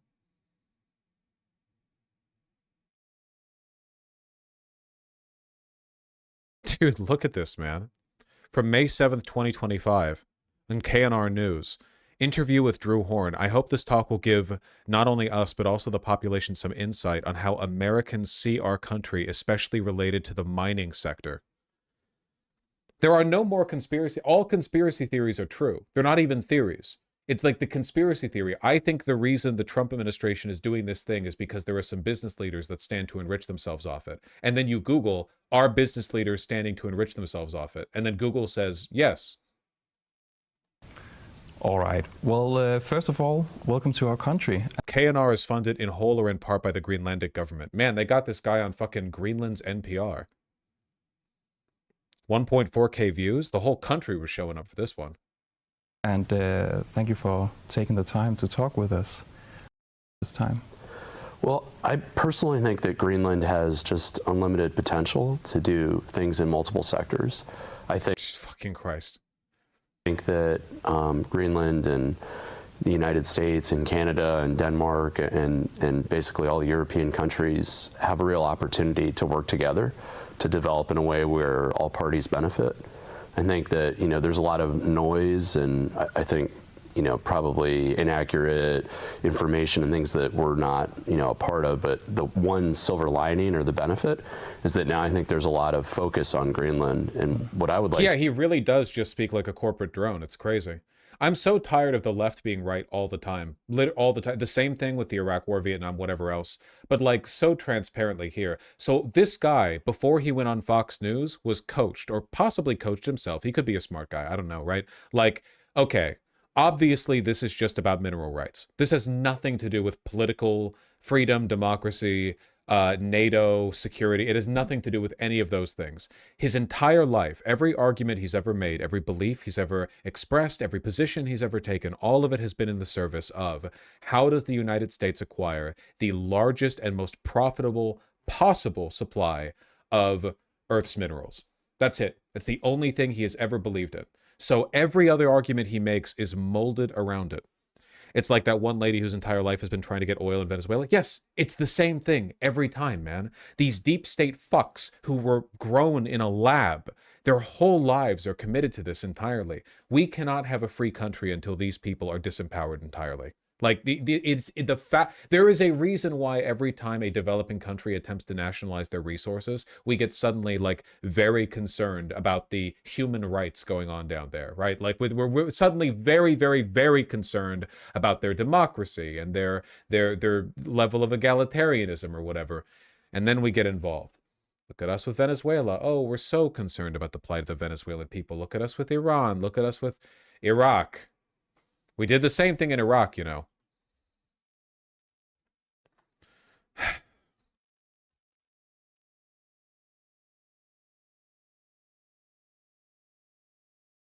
I'm so mad.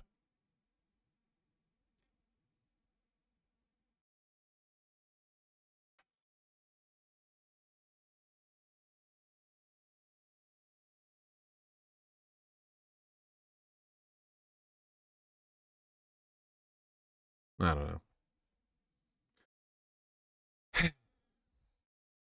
It's genuinely felt like evil has won a silent game Monopoly. Yeah. Just keep in mind that, like, evil won this game thousands of years ago. It's just for the longest time, people didn't even know the game. Like, your average feudal peasant probably wasn't that concerned with the socio-political inequality of a system whereby, you know, through heritage, the aristocracy maintains indefinite control over literally everything.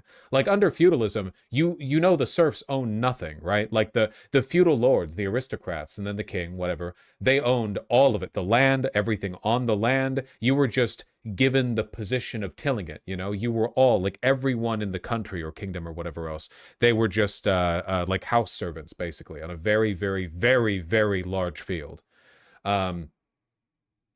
Peasant riots would disagree. I don't know what you're talking... Dude, peasant riots were because people were hungry, not because people envisioned a better world. Like, the closest we've ever gotten to a genuine, like, flip from feudal inequality to, like, really grasping at the stars was the French Revolution. And they went insane with it. So insane that they all died. Basically, that was the one time that, for like a brief glimmering moment, the powers that be were defeated, and they saw in the night sky the shining star, and they reached out and it burned the fuck out of their hand. And then you got Napoleon and so on. The revolution started with hungry people, yeah, but then they got sick with it. To do is represent. Why are you skipping the U.S. Revolution? Because the U.S. Revolution was not a proletarian revolution, not even close. The U.S. Revolution only really happened because the landed gentry of the United States didn't like the fact that they were considered inferior to the British aristocracy. You had, like, highly educated people in Britain come over here, and they were given positions of power, but then over time they develop a kind of, like, autonomous culture, and they're like, what the fuck, why are we just like little colonial aristocrats? Why can't we be like cool British aristocrats with the big hair, you know? And then the crown was like neener neener, and then the taxes and the so on and so on. Haiti went wild too. That's true. Haiti also burned their hand on the sun. A non-political interest of U.S. investors that are looking to basically ask the question to Greenlanders. What is it you would like, and how could we help? And at this time, I've been reading that you're arriving with a private delegation to Greenland. This guy is so handsome. Can you tell us a bit more about how many are you, and which people does this private delegation consist of? Well, so normally when we travel, we bring, you know, about 4 to 5 other CEOs and investors. So we've got the same model this time. We've got a large strategic partner back in the United States that's looking to kind of lead most of the larger investments. So they're the primary group that we're representing. We've also obviously got the leadership of... What is this interview? I just think it's really, really interesting how, like, the rhetoric these people take when they're on Fox News versus the rhetoric they take normally. Normally, this guy's just John Business, deep state agent and investment executive, you know? And then on Fox News, he puts on the American flag pin and the striped red and white tie, and he's like, yeah, for too long, the Greenlanders have been oppressed by the Danish people. We have no choice but to go in and liberate them. And also, because we fund NATO, we basically already protect them. Like, there's no way they can... Like, you get what I mean? It's psychotic, man. Towards the collective Arctic security. Obviously, the United States is, as it has been, going to continue like, look, he's even clenching his jaw differently. These two interviews are less than a year apart, okay? I doubt he had fucking like a blow to the head in between that caused him to hold his face differently. Look at this, man. Be the primary contributor and protector there, but at the same time, collectively, we need to look at investment and growth across the board that allows us to pair that with that national security. It's overwhelmingly what the Greenlanders want. It's what the United States wants. It's, you know, in private conversations what the Danes and the EU wants. Let's just stop playing games and pretending here and let the United States bring these options that everybody wants, and we all will benefit from them. Drew Horn with very pointed insight on Greenland. Yep. Skinwalker shit. Yeah. These guys are the reason why Trump won in 2024. I mean, they're also the reason why Trump won in 2016. These guys are the reason why the Democrats don't go further left. I'm being serious. DC is chock full of guys like this. They are incredibly powerful. And if you take any positions that inconvenience them, they will put on any mask they need to. They will go to the mainstream media. They will go on fucking Joe Rogan. It doesn't matter. And they will ruin you. They are incredibly powerful. These guys are the real, genuine deep state. I mean that. I'm not being facetious. Like, these are from day one, their whole lives are about building up a collection of private special interests that they advocate for by any means necessary. That is their job. That's the reason why the Democrats are terrified of stepping too far. They don't want to incur... They want these guys to know that even if Trump no longer is politically viable, the Democrats will still rep their interests, you know? Like a pathetic and self-conscious person telling their ex that once they're... If things don't work out with their new partner, they're still, like, available if they want to come crawling back to them, you know?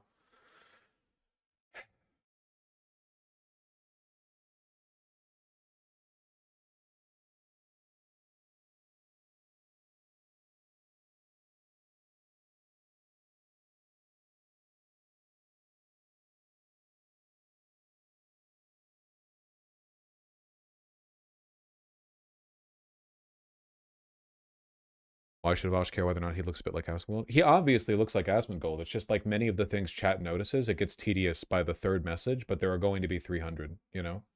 It was like the other day when that lady had an AI voice. Like, she sounded like AI. She was an AI. And then it was like the first person said it, and it was like, oh, that's true. And then 5 minutes later, people were still saying it. And I was like, do you not read chat? Do you not see that you're being tedious? Do you not have any, like, aspirations to novelty?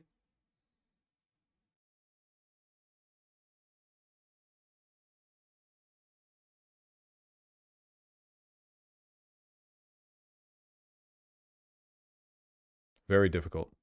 You make it very difficult sometimes, chat. You really strain me. You strain me. Oh, fuck. How is it 12:30 already, man? Are we even going to have time for E33 today? Okay, close this tab. Close that tab. That's the Nick Shirley interview. That's a tab that I fucking Googled. Oh, hold on, wait. I found this while I was Googling for stuff relating to Greenland. I want to see if I can find... There are probably so many fucking insane takes out there on Greenland from the YouTube, like, armchair generals, and I think we're going to see more of them over time. I didn't look at them with Venezuela because Venezuela felt like a little bit more, I don't know, real, but what are people saying about Greenland? How Trump can take Greenland without firing a shot? Is this AI? Donald Trump doesn't need an invasion to take Greenland. Yes. I watched it anyway. He has quieter options, and Europe knows it. Greenland is an autonomous territory of Denmark, but it already hosts America's northernmost base, Pituffik Space Base, critical for missile defense and space surveillance. The first option is money. The U.S. has bought territory before. Alaska, Louisiana... I take it back. This is incredibly boring, actually. Yeah, man, we would just Louisiana purchase that shit. This is AI voice? Really? How interesting, how novel.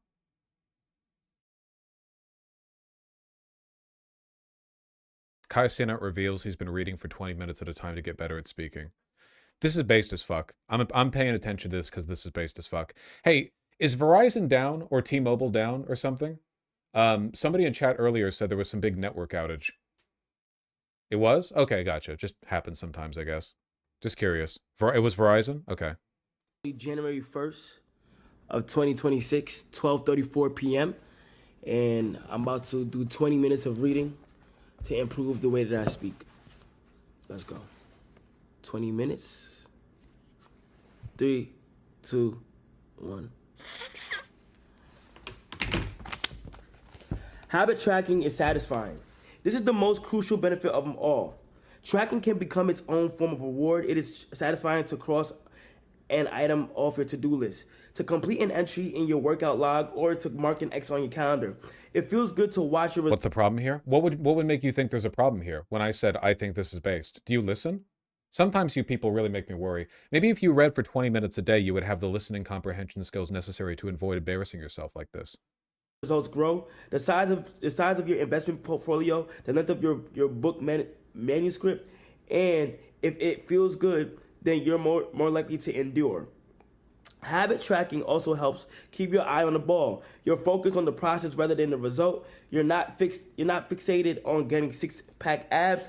You're just trying to keep the streak alive and become the type of person who doesn't miss workouts. In summary, No hate, but like he hasn't read that much, has he?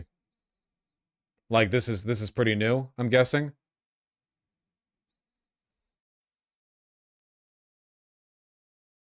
habit tracking creates a visual cue that can remind you to act. It is inherently motivating because you see the progress you are making and don't want to lose it. And 3, feel satisfied. It's mostly the cadence that gives it away, I think. You kind of get it when people in class are reading out or whatever, like when you were in school and you could tell. Merriam-Webster approves. We love this so much. Keep up the good work, Kai. Ah, that's really sweet. That's super, super sweet. He's struggling, but hey, better late than never. Yeah, but like all this is fixable. People are so okay. People are way the fuck too essentialist about intelligence, okay? There are innate IQ differences between people, like at an interpersonal level, obviously. Like some people just got the sauce or whatever. But the vast majority of the difference that you see between people day to day, like in your day-to-day life or whatever, are just their experiences and how it informs them. You know what I mean? I'm telling, so you're much more malleable than you think. Way more malleable than you think. You know, people always think, oh, well, I'm just not like that. I can't speak that well. Then learn to speak well. If you want to speak well, learn to speak well. If you have trouble speaking publicly, then practice speaking publicly. If you have trouble meeting new people, go to a place where you don't know anyone and force yourself to socialize. Everything gets easier. Everything gets easier, okay? Like all of these skills you have to learn. Nothing's innate. Nobody's born with any of this knowledge, you know? No, I like that. If this is encouraging, like, not just him, but like the people who watch him or whatever, you know, get your fucking nose in a book, read some shit. Yeah, that's very, very good. Spontaneous. How do I pronounce that?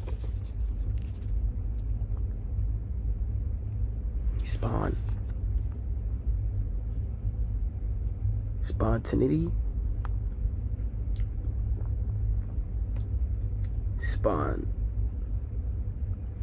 Filming himself doing this is great. No, like unironically, it's super cool. I think a lot of people would be mortified at the vulnerability. Like I would not. Okay, like to understand what this was, I sometimes get a little bit embarrassed when I don't know how to pronounce words, which happens pretty often. I'm a pretty literate person, you know. I can read at a pretty, you know, pretty high level.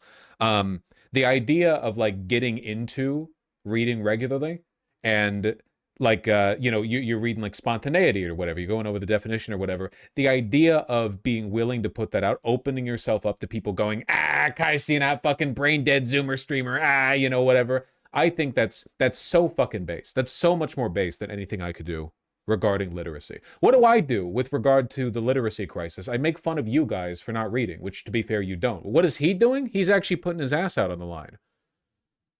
That's brave as hell.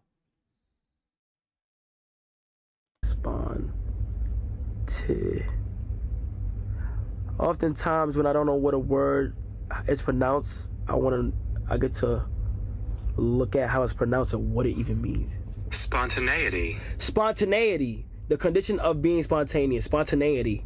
Spontaneity. Spontaneity. A lot of people don't do this, man. A lot of people will come across a word they don't know, and then they'll just be like, they'll try to like glean it from context, and then they'll just walk past it. Because people don't like confronting their own lack of knowledge. You know, people really, really, really don't like that. Because it makes them uncomfortable.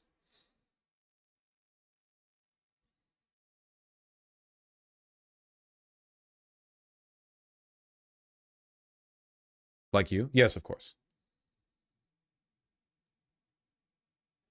Ameliorate. What people don't understand is that what he's doing here is intelligence. Yeah, to a large extent. It's like rationality. Rationality is a process, not an attribute. Rational people can fucking, you know, go sicko mode and not be rational. It's not really like a definite trait or whatever. It's something that you practice. It's something you put effort into. And likewise, being intelligent. You can be like a smart guy.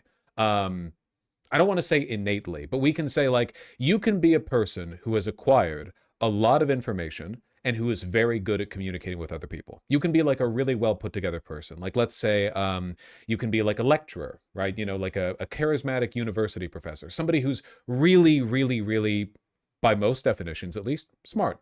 And then because of maybe like you have a bad turn in your life, negative circumstances, you know, your wife leaves you, whatever the fuck, right? You're upset. All of that intelligence can just fucking bleed out of your brain and you can be a dumbass again like that. If you're upset enough, or if you don't practice intelligence, right? Like your upsetness gets in the way, those skills erode, right? They atrophy, and you can all of a sudden be like indistinguishable from kind of a dumb guy. Your conclusions, they're kind of dumb now, right? You're not capable of exercising, flexing those muscles. Depression does make people fucking stupid, and that just makes them more depressed. You know, depression, it's weighing down on the faculties of reason in your brain. You know, they're being saturated with either hormones or a lack of the hormones that you need, depriving you of the ability to do the things that are necessary to be intelligent. So then depressed people are like, oh, well, my depression is valid because I'm stupid. And then they get more depressed and la-di-da-di-da.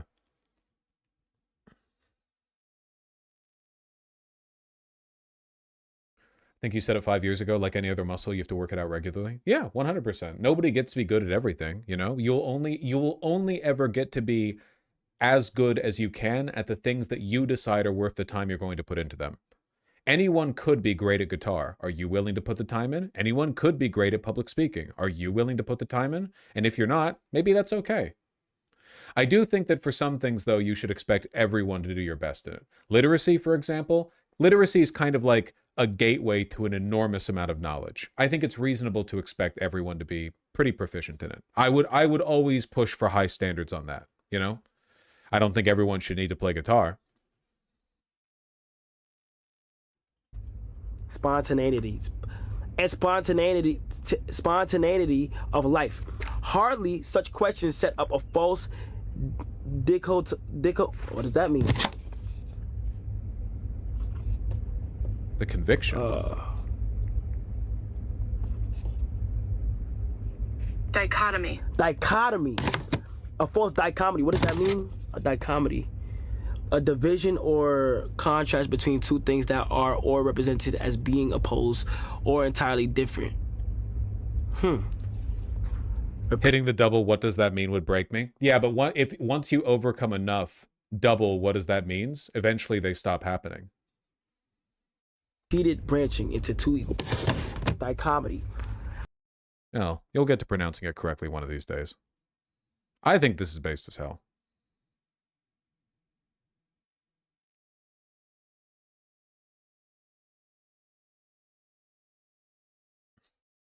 Can we still make fun of Aiden Ross for not knowing how to read? Yeah, but Aiden Ross doesn't try to learn how to read.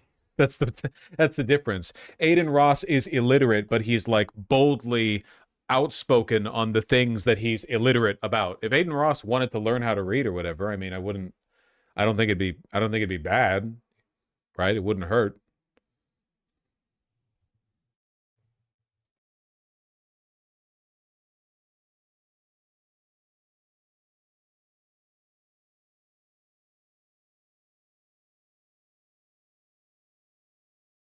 Charles McBride? No, I don't know anyone named Charles McBride. Funnily enough, I think learning what terms and ideas are by having an encyclopedia or using an AI that combs through that and so what the fuck, to present you the info in a more digestible form is kind of good, maybe? No, what's the point of learning if every time you come across something that stumps you, an AI like restructures it so that it doesn't stump you? Isn't the point that you're supposed to learn? How does that help? Like, you don't understand the math equation, so it replaces it with an easier math equation?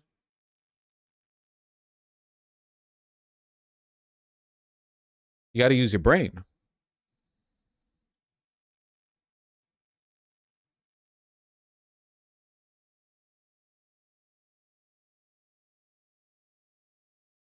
You're never going to learn it if you're stumped, my guy? What the fuck are you talking about? Yes? If he didn't know the word, so he looked up the word and then he knew the word. What do you I don't know with you people, okay? Go read for 20 minutes every day.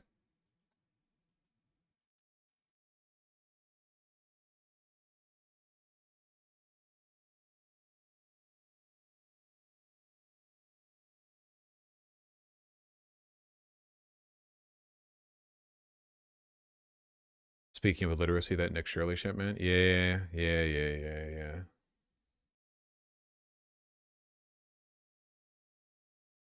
Guess we can't put that off forever.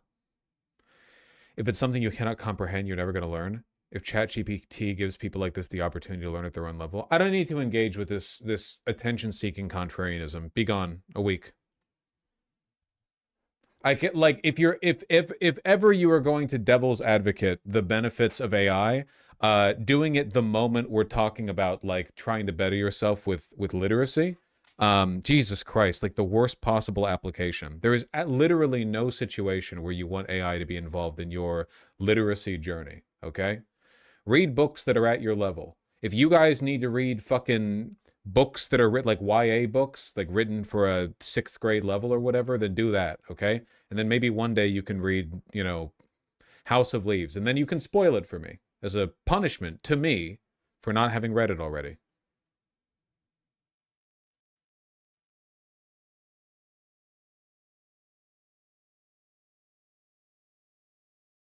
Bosch, it's the difference between good communication and bad communication. If ChatGPT can help you understand what even the fuck is being said, then it's valid. What the fuck are you genuinely, actually, okay, what the fuck are you talking about? If you come across a word you don't understand, you can look up the word. If there are multiple words you don't understand, you can look up multiple words, and then eventually you understand the sentence. If the book consistently pitches sentences that are incomprehensible to you, read an easier book. What you like somebody's trying to read Grapes of Wrath and they're like, this is too hard. Grok, give me an easier Grapes of Wrath. I want Grapes of Irate. And then they pitch you some SparkNote shit. Like what are you talking about? Just read the fucking book.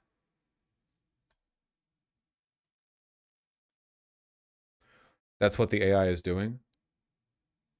No, it's not. What are you, why are you insane? What are you talking about? You can look up a word in a day. You can just Google a word.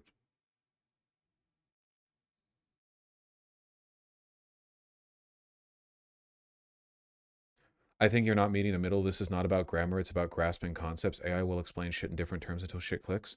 Oh my God. What? Okay. In what situation would you be presented a sentence in a book that would require you to use AI to understand it? Why can't you just look up the words in the sentence? If the sentence is incomprehensible to you, you're probably reading a book that's too advanced for your level. If by getting AI to rephrase it, you're not learning how to read, all you're doing is getting SparkNote shit thrown at you. You're doing the opposite of learning how to read. You're getting a plagiarism machine to filter information down to your level.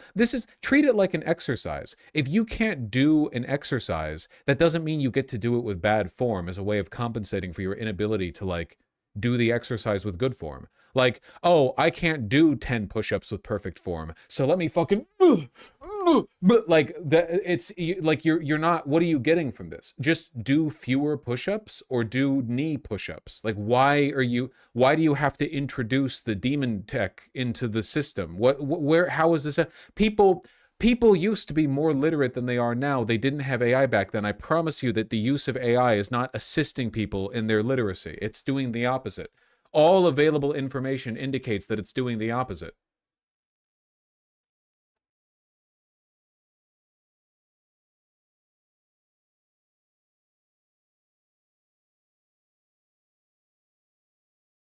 They think AI will be more useful because some straight dictionary definitions can be hard to parse. Then that's life, man. Sometimes you can't do an exercise.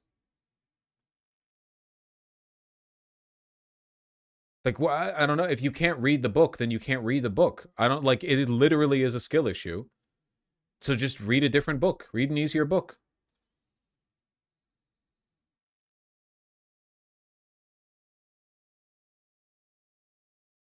I don't understand. AI makes us lazier thinkers and less able to learn. Yeah, I know that. I just don't understand why people think like we're living in an era of unprecedented, like at least within modernity, unprecedented illiteracy, and this technology is facilitating that. I don't understand how implementing it could possibly help.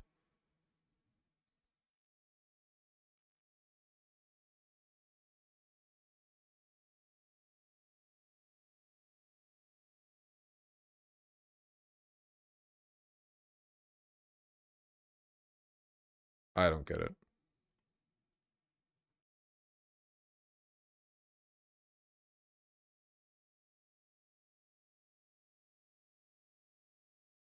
Well, anyway. Yesterday you said you'd take a look at this. Since they cut off Iran's internet, the princes, that's the son of the Shah, views have dropped from 30 to 90 million to 2.8 to 5.5 million. This shows most of the Shah's fans are inside Iran. The difference in these numbers reaches 30 to 80 million. The prince's main fans are in the middle of the streets. That doesn't necessarily follow.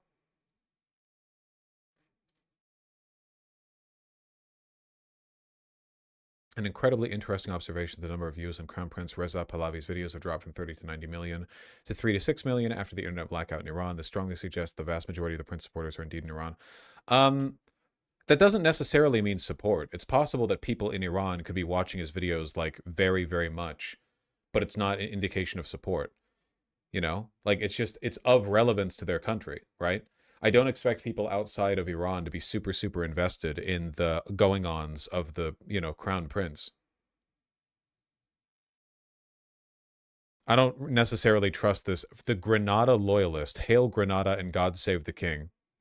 They chose kings and princes for freedom, lol. A perfectly reasonable choice considering that despite constituting only 20% of the world's nations, 55% of the top 20 democracies in the world are monarchies.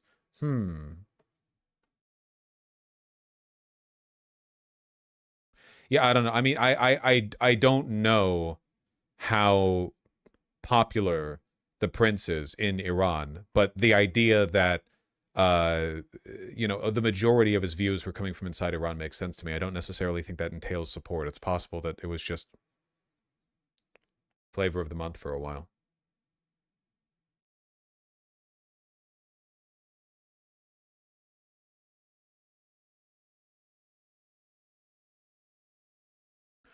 Vosh is a Russian who watches our opposition media. People are defo not even 50% hate watching media they don't agree with. I'm not saying they're hate watching it necessarily. I'm just, it's of interest to their country, you know? I think it's possible they might just be checking it out because it's like going viral internally or it's deeply relevant to them, but it doesn't all necessarily translate to support. Also, even if they like the message that he's putting forward, that doesn't necessarily mean they're okay with him being the fucking prince.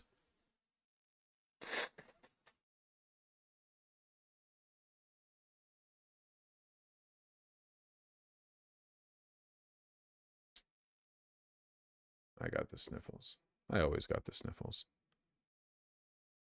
What's his Insta? This is Instagram, right? Is this Instagram or Twitter? No, this is Twitter, right? No, TikTok. Sorry, TikTok.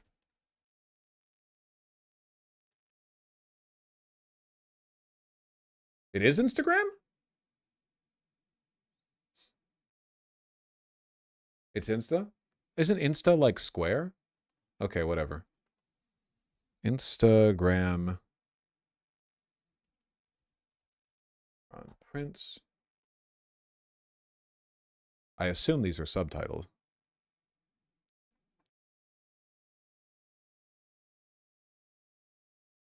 It would seem I was wrong. ایستادید و می‌جنگید.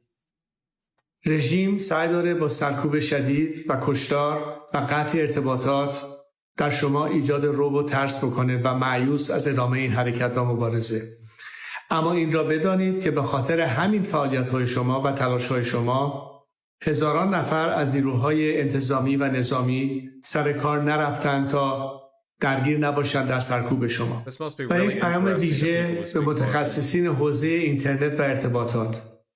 زیرساخت‌های Okay, so I think the idea that the majority of this guy's views are coming in from Iran especially makes sense when you consider the fact that they're uncaptioned and in Farsi. Like, who the fuck else would be watching these?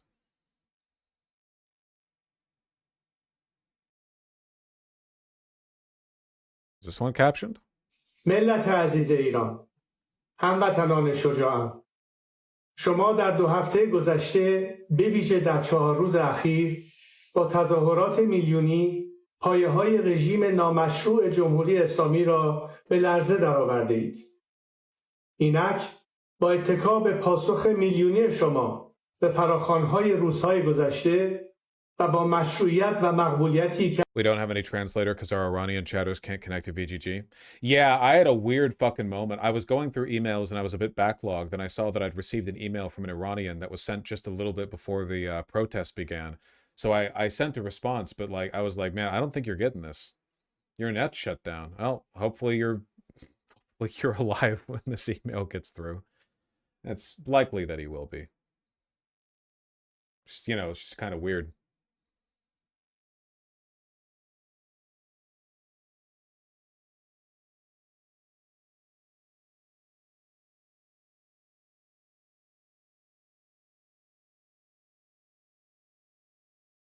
We can't put it off any longer. An hour, 5 minutes, and 56 seconds. Channel 5, Andrew Callahan, you bastard. You've done it again.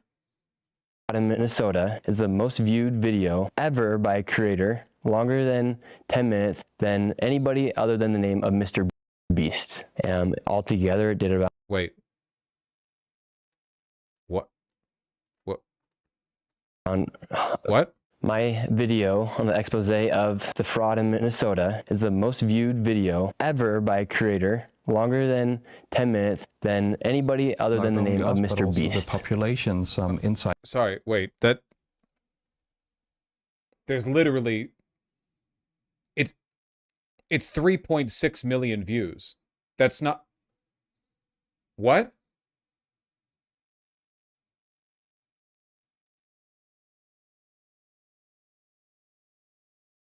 Okay. Oh, does he mean Twitter views? The completely illegitimate view counter that you just scroll past it? The one where it would get boosted because every single, like, a ton of people are dunking on it, and like everyone, like the every admin state, they're all the branches are all quote tweeting it and constantly regurgitating it over and over and over again. Gotcha. Altogether, it did around 500 million views. Who do you think were the main people who signal boosted the video and brought it into that true viral orbit? Elon Musk, who shared the video. JD Vance, he shared the video. You had the Attorney General, but she actually didn't share it. She reacted to the video a few days later. Literally, quite frankly, every account on X saw that video instantaneously. Health and Human Services, they froze all funding to childcare inside of Minnesota, and then they're asking for businesses to prove that they are legit businesses before they give tax dollars to these businesses that are not really businesses. As far as that main center that you visited, Quality Learning, aka Quality Learning Center. Yeah. This guy genuinely looks very unintelligent. Oh, well, that's the only reason why I caught on to this. There's a point, at some point in this enormous video, there is a demonstration of extraordinary illiteracy on his end. He seems like actually quite slow, like very, very stupid. But you can make fun of him for it as much as you want because A, he's not trying to learn, and 2, he's a federal agent who works with a fascist administration to justify authoritarian crackdowns on non-white populations. Were any kids there in the first place? No. So that daycare center, it's been operating fraudulently. It's actually had over 90 violations over the past few years. And the day that I went there at 11 a.m. Their operating hours are from 2 to 10 p.m., they're now saying, and that's actually not legal. So you said you went there at 11 o'clock in the morning? Yes. And their operating hours are between 2 and 10 p.m.? Allegedly. But if that is true, would it have made sense that you didn't see any kids there? Yeah, it would have made sense if I didn't see children there. Either way, whether I was there when kids were supposed to be there or not, why are all the windows boarded up? Or why are all the windows blacked out? Why is there no phone number that leads to anywhere? These businesses are supposed to be operating to serve children. People should be able to check in their their children into these daycares.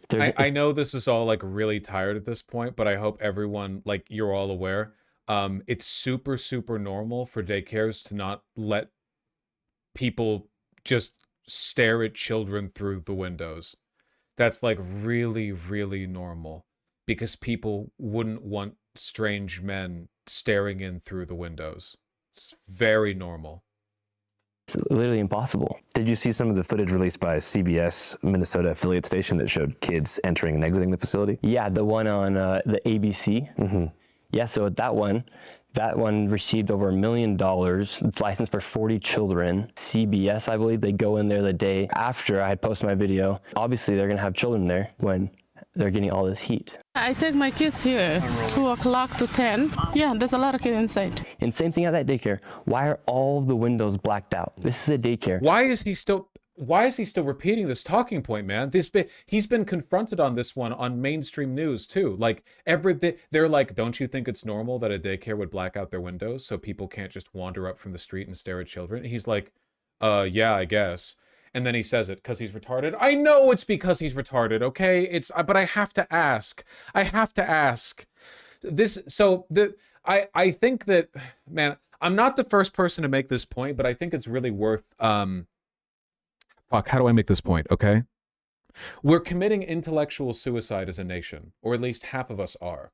The first wave of what I guess I would call like modern conservative influencers, you know, ranging from people like Rush Limbaugh or Glenn Beck or Tucker Carlson or whatever, were essentially just the same people who have always been conservative pundits incorporating their work into new mediums, you know?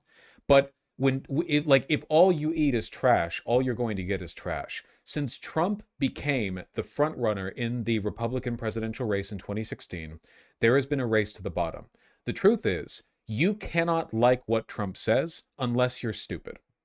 The vast majority of the Republican Party that fell in line were aware of the fact that what they were saying was complete bullshit, right? I mean, they've always lied, but obviously things have gotten worse, you know? Trump doesn't just lie on like key points, or he doesn't like just lightly misrepresent things or whatever. Trump just blatantly lies all the time about insignificant stuff that you could instantly check him on. Like, he does it all the time. But you all need to present a clean front, right? So all of these intelligent Fox News broadcasters, you know, and I don't think Glenn Beck's a dumb guy. I don't think that Tucker Carlson's a dumb guy. I don't think Jesse Waters is a dumb guy, even if, I mean, like, despite the way he acts or whatever, I don't think he's stupid. All of them understand the new game. The new game is we just say whatever we want, you know? I thought you said Trump was incapable of lying. Sorry, aggrandizing, saying incorrect things, whatever you prefer. I think Trump used to be capable of lying. I just don't know if he can anymore. Whatever the case may be, you understand my point.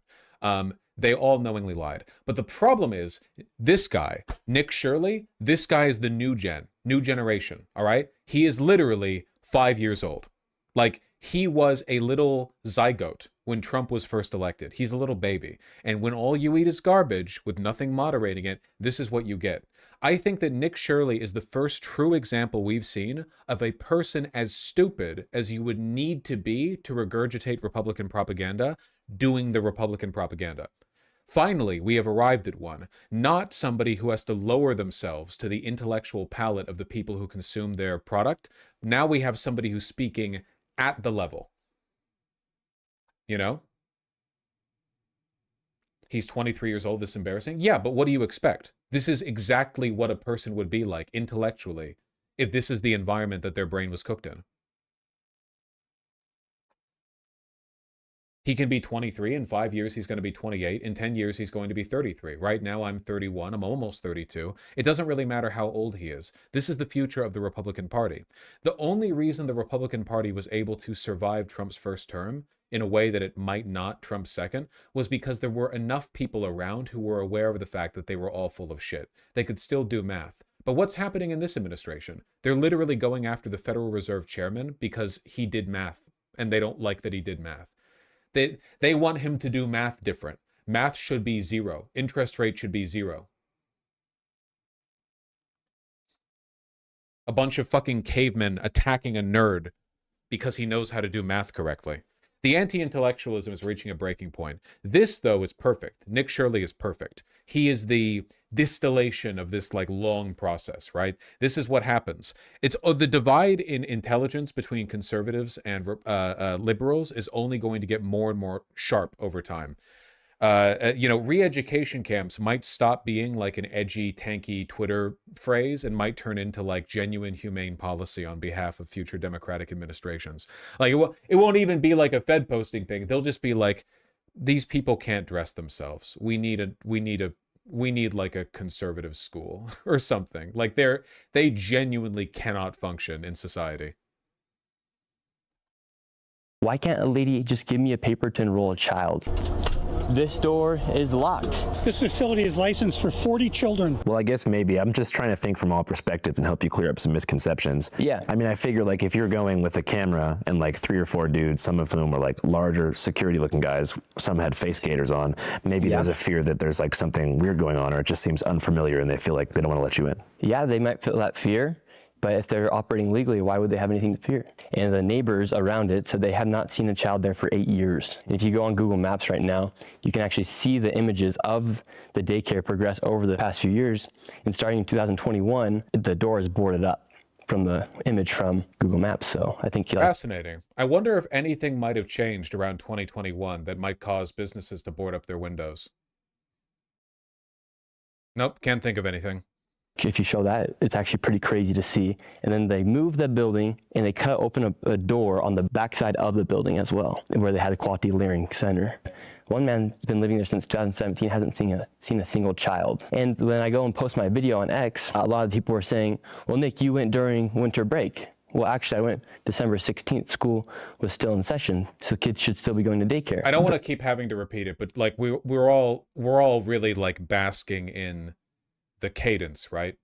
Like he genuinely is not like it sounds like he's struggling to communicate even basic ideas. It's really, again, it's like what I said with in the Joe Rogan segment. Like it's humiliating to me that the long-term health of my country is at risk due to the arbitrary whims of these very like unwell people, you know? The following days after the video then goes viral and gets over 100 million views, they have a person come out and he says, no, we're open. I'm the manager. I'm the son of the owners. We're open. At that same time, simultaneously, the lady who's in charge, the Commissioner of Children of Minnesota, says the daycare closed a week ago. Quality Learning Center, which Brown says permanently closed last week. While we have questions about some of the methods that were used in the video, we do take the concerns that the video raises about fraud very seriously. So I filmed my video. Daycare is allegedly open. Then, a few days later, the lady says that the daycare was closed, while that guy is outside telling people that the daycare is open. I mean, it seems like that learning center has had a serious history of violations. Quality Learning Center, yes. Yeah. Going back to... Is it still called a re-education camp if it's the first time they're being educated? That's actually a great question. At that, like, it's just school, man. We're just sending your ass to school. You wasted your first chance. To 2020. Yeah, it's literally not a daycare. But how could they have violations related to childcare if there was no kids there? Yeah, the way they're operating inside of there, they had the violations. Those people are not able, they were operating fraudulently inside that daycare. But fraud would mean there's no kids, but the violations relate to like poor safety conditions that put the kids in danger. And so why would they be operating, and why would Minnesota continue to be giving them millions of dollars? That's a different claim. So there are kids? That's a different claim. If they're receiving all these violations. That seems like a really valid question. Yeah. Why do you think Minnesota would be giving a daycare center with so many violations so much money? Well, that same man at Quality Learning Center who was saying that they were open after the commissioner was on the live stream saying they were closed a week ago was also partying with the mayor of Minneapolis. Is the manager of the infamous Learning Center in Minneapolis also one of the guys that was dancing in the back of Mayor Jacob Frey's election victory video, the one that went super viral? I bet you this video right here, this one, it probably has like 18 million views on TikTok. Where he thanks his constituents in Somali for re-electing him last month.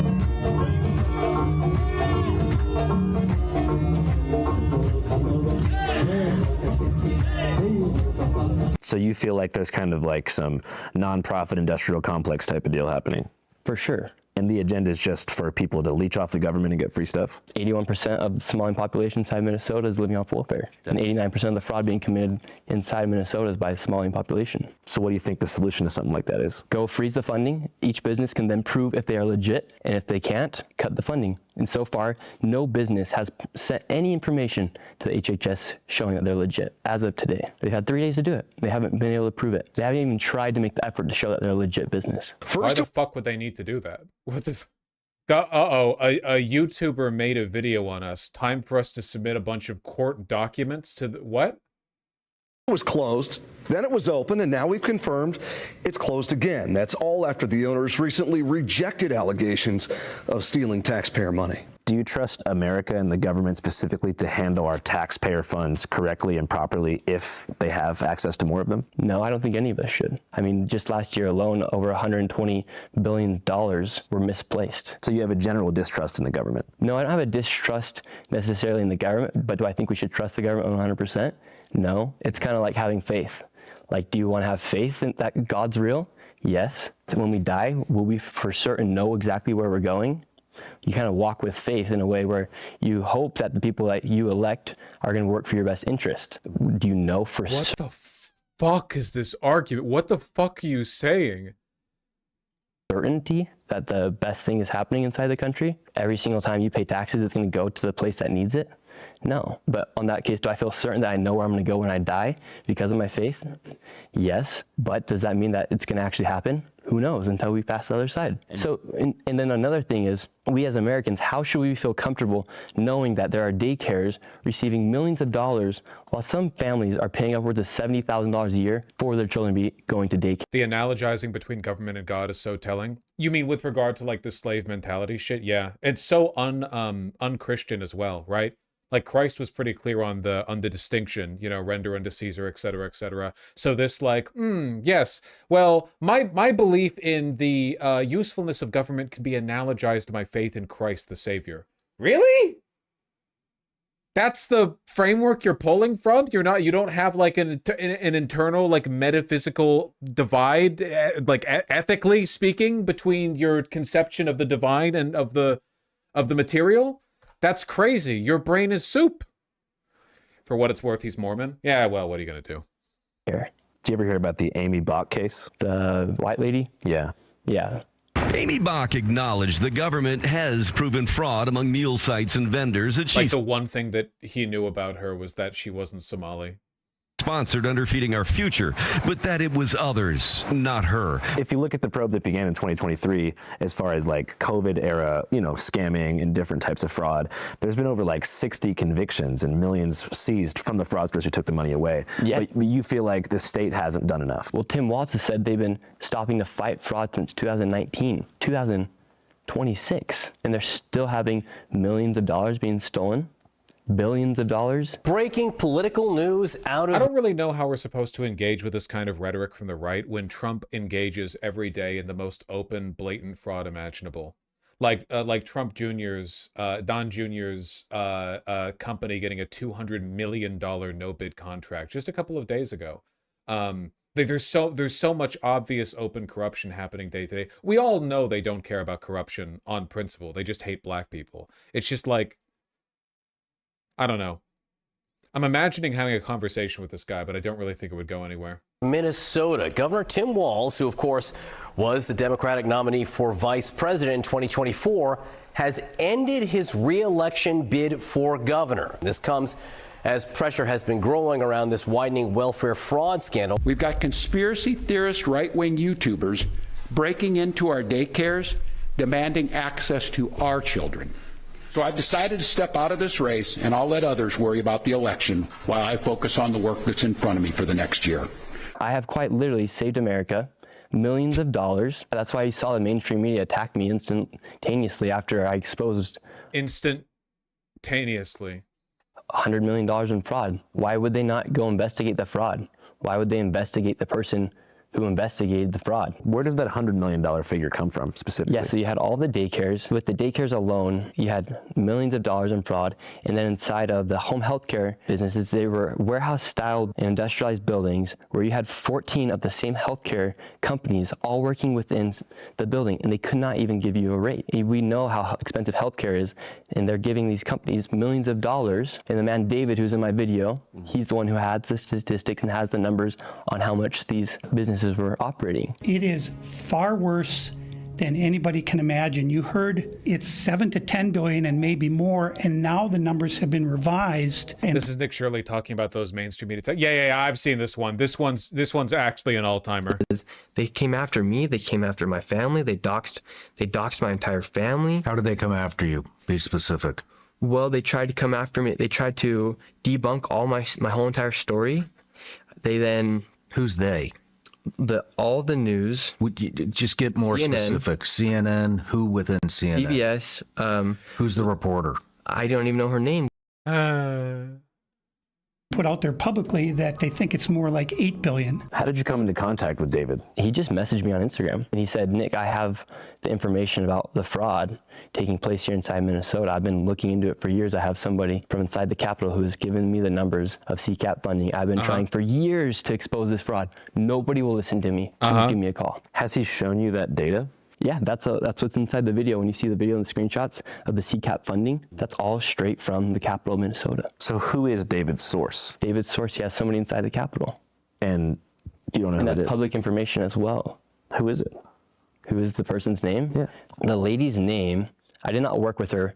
However, the information that was provided, I can't tell you her name right now, but I could find it on X because but she's also inside the government there inside Minnesota. But you like fact checked all that and you looked it all up? Yeah, David, all those numbers are straight from the Capitol. So a couple days ago, Minnesota State Representative Lisa DeMuth said that her Republican caucus had been, quote, working with you ahead of your coverage. How do you respond to that? Yeah, I had no idea who she was. Our caucus has been working to expose fraud for years, including working with Nick Shirley. Minnesota House GOP leaders say they provided the YouTuber with information in the now viral video. So you He's such a fucking federal agent, man. God, I wish there were I wish there were charges that you could file against someone for this kind of like collaborationist dishonesty. Remember when the Trump administration hooked him up for a trip down to CCOT? Every single person you see right here are prisoners here inside of El Salvador, but they are now being used to help rebuild and reshape the entire country. Each person you see right now here has a sewing machine, and they are making the clothes for schools, hospitals, and for they themselves. All the clothes that they're wearing right now have been made here inside this factory. There are over 2,000. It's a slave labor plant from a bunch of people who have not even been given a formal trial. They've just been seized and thrown in there. And he got inside this like mega prison. How the fuck did he get in there? He's a agent of the federal government. It's not a joke. Like he is. He has contacts within the Trump admin. They facilitate. They just said it right here. Like he worked with the Minnesota state Republicans. They probably gave him a hit list of places they wanted him to go after, specifically Somali, to support the Trump administration. This whole thing was set up in advance. Trump wanted another big ICE surge because it had failed in Chicago, it had failed in Los Angeles, so he wanted some kind of like pre-existing thing that would implicate non-white people, something to justify it. So the state, Minnesota state Republicans needed a guy to be the insider, who would blow the lid off this big conspiracy, which would then prompt the Trump administration to go in. He goes in there and, wow, crazy, he puts his video out and every single Republican in the universe takes notice of it and quote tweets it and spreads a bunch of misinfo about it. And then, wow, crazy, the federal government deploys the largest ICE operation yet in Minnesota. The whole thing, man, from the beginning. Like she's just clout chasing. Yeah, that's what I literally put in the reply in the tweet. Her campaign freaked out when I tweeted that. That's the lady who I was referring to earlier in this interview. Mm-hmm. So her staff was the people that David had received the information from because David reached out, and she works inside the government. So she did actually a good job by doing what she's supposed to do, by serving the people and giving that information. Yeah, it says that Harry Niska, a Republican representative who's a staffer for her, was the one who gave the intel to David. Yeah, that probably sounds about right. But good on her for actually caring about fraud. Fraud's been taking place for years. And it's really affected the city on that big of a level to the point where people like David are feeling it. Yeah, because what they knew is Minnesota is not Minnesota anymore. As far as immigration goes? Immigration goes, fraud. They just released a new thing where they're giving people 20-week leaves for work leaves, and they've also raised property taxes. Meanwhile, you have billions of dollars, quite frankly, literally billions of dollars over the past few years going to fraud. It's not a hyperbole, it's fact. Government has shown that upwards of $9 billion has gone to fraud. I would vote for anybody but Tim Walz inside that state of Minnesota. Yeah, definitely. I'm glad you cleared that up because, it's like the same reason that people lost trust in traditional media is because they felt like there was no barrier between the establishment and, corporate news pundits. And they felt like CNN was an arm of the Democratic Party and then Fox was an arm of the conservative wing. So the fear now that I've thought about before, and I'm not saying this is happening, will probably take like 5 to 10 years, is that somehow the political powers that be figure out how to use the independent creator economy, like on a sleeper cell level, to do their bidding for them. Yeah, that could happen. Like with Do you think Andrew's a good interviewer? Yeah, oh, for sure. He's 100% like super good at what he does. Yeah. influencer contracts and stuff like that. Yeah, you saw the DNC do that. All the people that are out talking against me, a lot of them have cut checks from the DNC. Through like a paid influencer program? Yeah, and it's public. Would you ever agree to something like that? No, never. Hell yeah. Like, why would I? He's an agent of he's a Fed. Also, the fact that the Trump administration pays money directly to influencers to rep them is well known. It's been the case for a while. How fat are the DNC checks? Nowhere near as fat as the Republican checks, man. Not even close. Dude, Tim Walz was getting $250,000 a month, was it? $250,000 a month for like one video a week on some separate channel. The amount of money that's circling around over there is orders of magnitude more than what we have. Did I say Tim Walz? Tim Pool. They were just talking about Tim Walz. I'm saying Tim Pool. I don't need it. I make enough money doing my videos off YouTube, and the people that support me, like, why would I ever turn against their best interest? And you mentioned that the mainstream media has kind of been attacking you since this video did its rounds. What are some of the things they've said? Like, what's their main point of attack? Yeah, if you listen every single time they bring up Nick Shirley on these news sites or the internet or on their TV, they'll say right-wing YouTuber, MAGA YouTuber, conservative. It's never journalist Nick Shirley. It's right-wing journalist Nick Shirley. Yeah. MAGA influencer Nick Shirley. Yeah. When I interviewed Hunter Biden, they did a RV YouTuber was the one they would use for all like which actually sounds pretty cool. Like I'd want to be that, but I'm not that. And then like a liberal podcaster, and that in the Atlantic said Gen Z influencer. So yeah, it's just like they're so mad that we have the opportunity, people like me and you, to upload a video and to get more views than them. Essentially, we're a threat to their entire industry. Fuck, I really think he's authentically that stupid. I do not think that it's like all a bit. It's not like the Tucker Carlson fake, unintelligence bit or whatever. I think he's actually like this. It's crazy, man. Holy shit. I feel myself getting stupider listening to him. He doesn't know he's a Fed. He does know that he's a Fed. He's just a Fed. Like many people who are given like a leg up get really, really defensive when that's pointed out to them, and they live delusionally believing that it's not the case, right? History. That's why they hate us. That's why they will never give us credit. And so when they see me, Andrew is really good at building rapport with fucking more. Like he's really good at trying to get to their level. He's obviously trying to like open them up, you know? Doing what I'm doing, when they see me get more views than they will get onto their website for the whole entire year on one single video, yeah, it's going to make a lot of people mad. So-called evidence comes from a man who has posted anti-Muslim and anti-immigrant content in the past. CNN's Whitney Wild speaks to the man behind that video and takes a look at his claims. We're from CNN. Can we talk to you? This is MAGA YouTuber Nick Shirley. Yeah, so going back to the first time we met, so what do you remember about that first interaction? I had just started making YouTube videos again, and I was all by myself. You were going to AmFest, so was I. I was going to interview people about what's happening here inside the country, and I thought I had no idea exactly what I was walking into. I just knew there was going to be a lot of people to interview about what was happening inside the country. I thought it was like called America Fest, so I had no idea what Turning Point was. I had no idea who Charlie Kirk was at that time. It was funny because I'd watched you before on All Gas No Brakes, and you're always in that beige suit, just moving around and doing your videos, and so I was like stoked to see. It was great meeting you the first time. I remember That's I first saw you, and you were setting up a tripod, and I was like, yo, what should I do? And you told me, you were like, you should go cover the border. And I told you, I was like, I want to go to Nogales to cover it. And you were like, no, you should go to Lukeville. Yeah. So you were the one who actually sent me in the right direction to do that. Yeah, you actually said, hey, can I get that information? I'd love to do something with you. I sent you the information, then ghosted me right after. Well, now the whole world's going to know that there wouldn't have been a border video without my guy Nick right here. It's the truth. It's the truth. Was that, so you said you had just started making videos in 2023, but had you done interviews before that? Yeah, so I had actually started, I've been doing YouTube since 2017 when I was a sophomore in high school. I started just wanting to have fun with my friends, and I started watching YouTubers, and I saw kind of like the lifestyle they lived, and I was like, oh, I'm fun. I like to have fun. Yeah. God, man, it's always the same fucking story with these people. It was always lifestyle motivated. He started out posting slop videos. Remember? We took a look at his channel from the beginning. His initial video, it's the right-wing bent is just a means to an end. Like, he really is just a useful idiot. He sees people with money and freedom, and he's like, oh, I want that. So he just, like, you know, algorithm slop, whatever gets the views in. And it turns out the lowest bar for content that you can possibly meet, besides, like, Coco Melon, you know, Elsa, Spider-Man Gate bullshit, is conservative political slop. Like, it's perfect. The audience is completely undifferentiating. They're very stupid. And if you play your cards right, you can get the entire federal government directing attention to your videos. You know, it's perfect.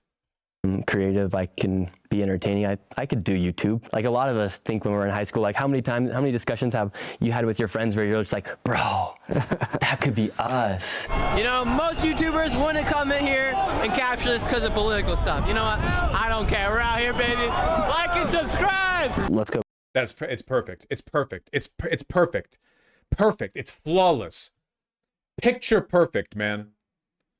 That's why the opening of this interview was him bragging about the views in his video. The highest view count on Twitter of any more than 10-minute video on a platform where nobody posts videos that long. And also the entire federal government rebroadcasted it, you know? Thus demonstrating it was not authentic interest, but rather manufactured political interest that drove those view counts.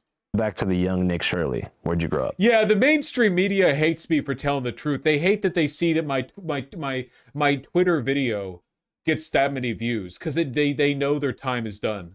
Yeah, so I was born here in Utah, spending a lot of time with my family, friends, playing football, basketball, soccer, track, you name it. Sports was my entire life when I was younger. True American life. Yeah, true American life, going to church, getting decent grades, having fun, hanging out with friends, riding your bike around. And you said the church. What kind of church? Yeah, so member of the Church of Jesus Christ of Latter-day Saints. Is that the same thing as Mormons? Yeah, but we don't call ourselves Mormons now. Because of South Park?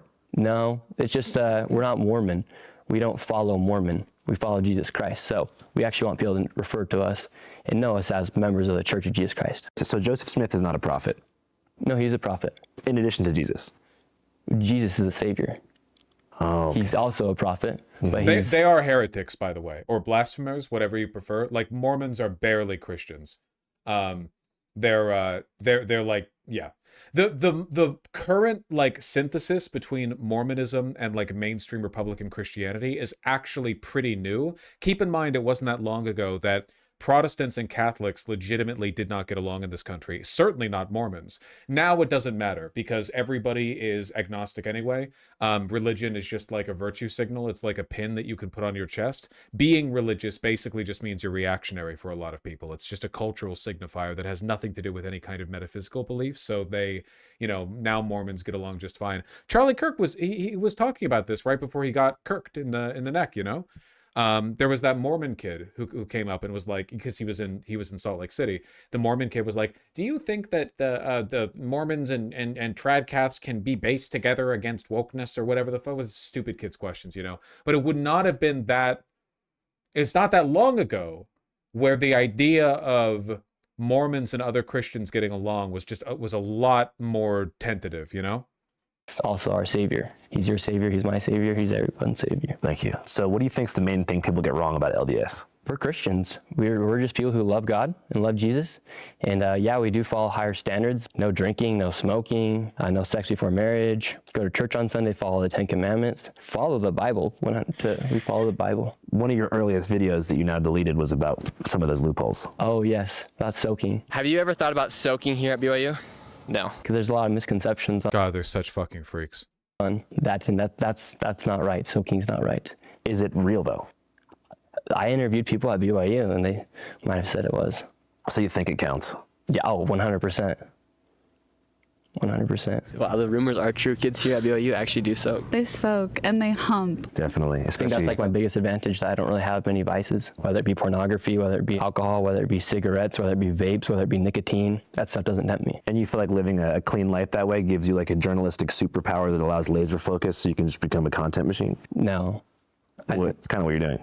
Well, that's just who I am. But I mean, I feel like if you drank and partied and stuff, you might not be able to make as many videos. Well, if I drank and partied, I wouldn't be able to show up to my job at McDonald's. You'd probably be able to hold down a McDonald's job if you had some years. But if you're referring to being on time and all that stuff, and I'm talking about the sheer volume of content you've been able to produce over the past year. I'm a highly functioning person. Yeah. Congratulations. Thank you. Aside from the recent stuff, what pieces He does remind me a lot of Mr. Beast in the sense that he doesn't seem to have much of a personality himself, and he doesn't have much time to have one, you know?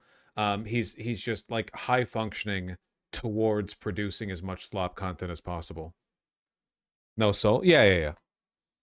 you've been most proud of since I last saw you at Turning Point USA? I'd say my Brazil videos, those were very awesome. Going to the favelas, that was an experience that I can't even believe favelas are real after going there. Because I came this close to dying in the bottom of a destroyed house on the top of Rio's biggest favela. When you say close to dying, like there was a gun in your face? Yes, and if I didn't pay the man, I would have died. You think so? 100%. A different timeline. Você dá-lhe uma olhada que você vai ver que aqui não tem trégua. Oh, wow. Super fitting though that like this guy would go to Brazil and his content wouldn't be about the immense beauty and potential and promise of that wonderful nation, but rather like, did you know there are scary black people here?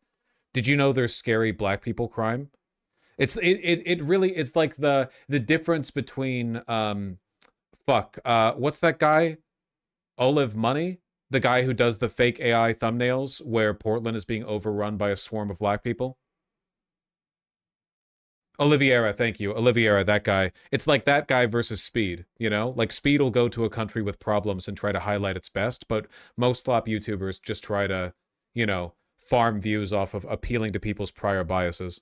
Heavy. Aqui, entendeu? Não há paz. Sim. Paz para a polícia, fogo. That guy, after I interviewed him, he got beat up by the gang leader and kicked out of the favela for letting me interview him. Some other unknown, or perhaps known by some, Nick Shirley lores that you've met deceased rapper YBC Duel. Yes, I did meet him. It was Brandon Buckingham. Yeah. I had no idea who he was. Special guest right here.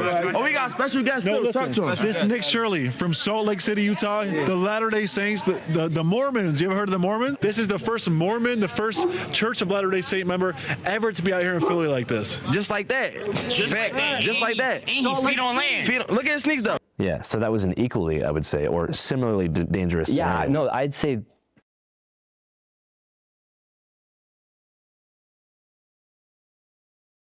God, I fucking hate these people, man. the America hoods are about just as dangerous as the favelas. For instance, Chicago, you have armed militias walking around Chicago as well. Same within Philly. Think about how many young people are dying because of gang violence. Like I loved your video you did in Baltimore about them kind of combating that and showing that like community really can make a difference and people really need to be looking out. That's interesting. Like Andrew did a video really humanizing the victims of gun violence and getting their perspective. Whereas Nick Shirley just did a video where he's like pogging out at like 3 black guys in oversized hoodies in a corner and being like, dude, I bet they got a gun. Oh shit, I'm so close to dying right now. Because it's not worth dying for. So going back to high school, right? So you said that after high school you went on a mission trip, right? Yeah. Where to? Chile, Santiago. Is that where you developed fluent Spanish? Yeah, I actually was fluent in Spanish when I was younger. When I was here in Utah, when I was growing up, I was in a Spanish immersion program from kindergarten to 4th grade. He treats it like a zoo. They all do. All of those types of YouTubers, they treat it like a zoo. For them, the point of videos like that is to reaffirm their belief that the world is a scary place and that they were lucky to have been born white around white people, and that we need to restrict immigration and tighten up our security and our policing and so on to keep our countries from being like that. They can, and this is important to understand, they literally cannot understand a better world. They don't envision one. They don't want to envision one. It's not of interest to them. What they see the world as is a object lesson on what to avoid. They're motivated entirely by fear, but fear does not direct a person to improve themselves. Not at all.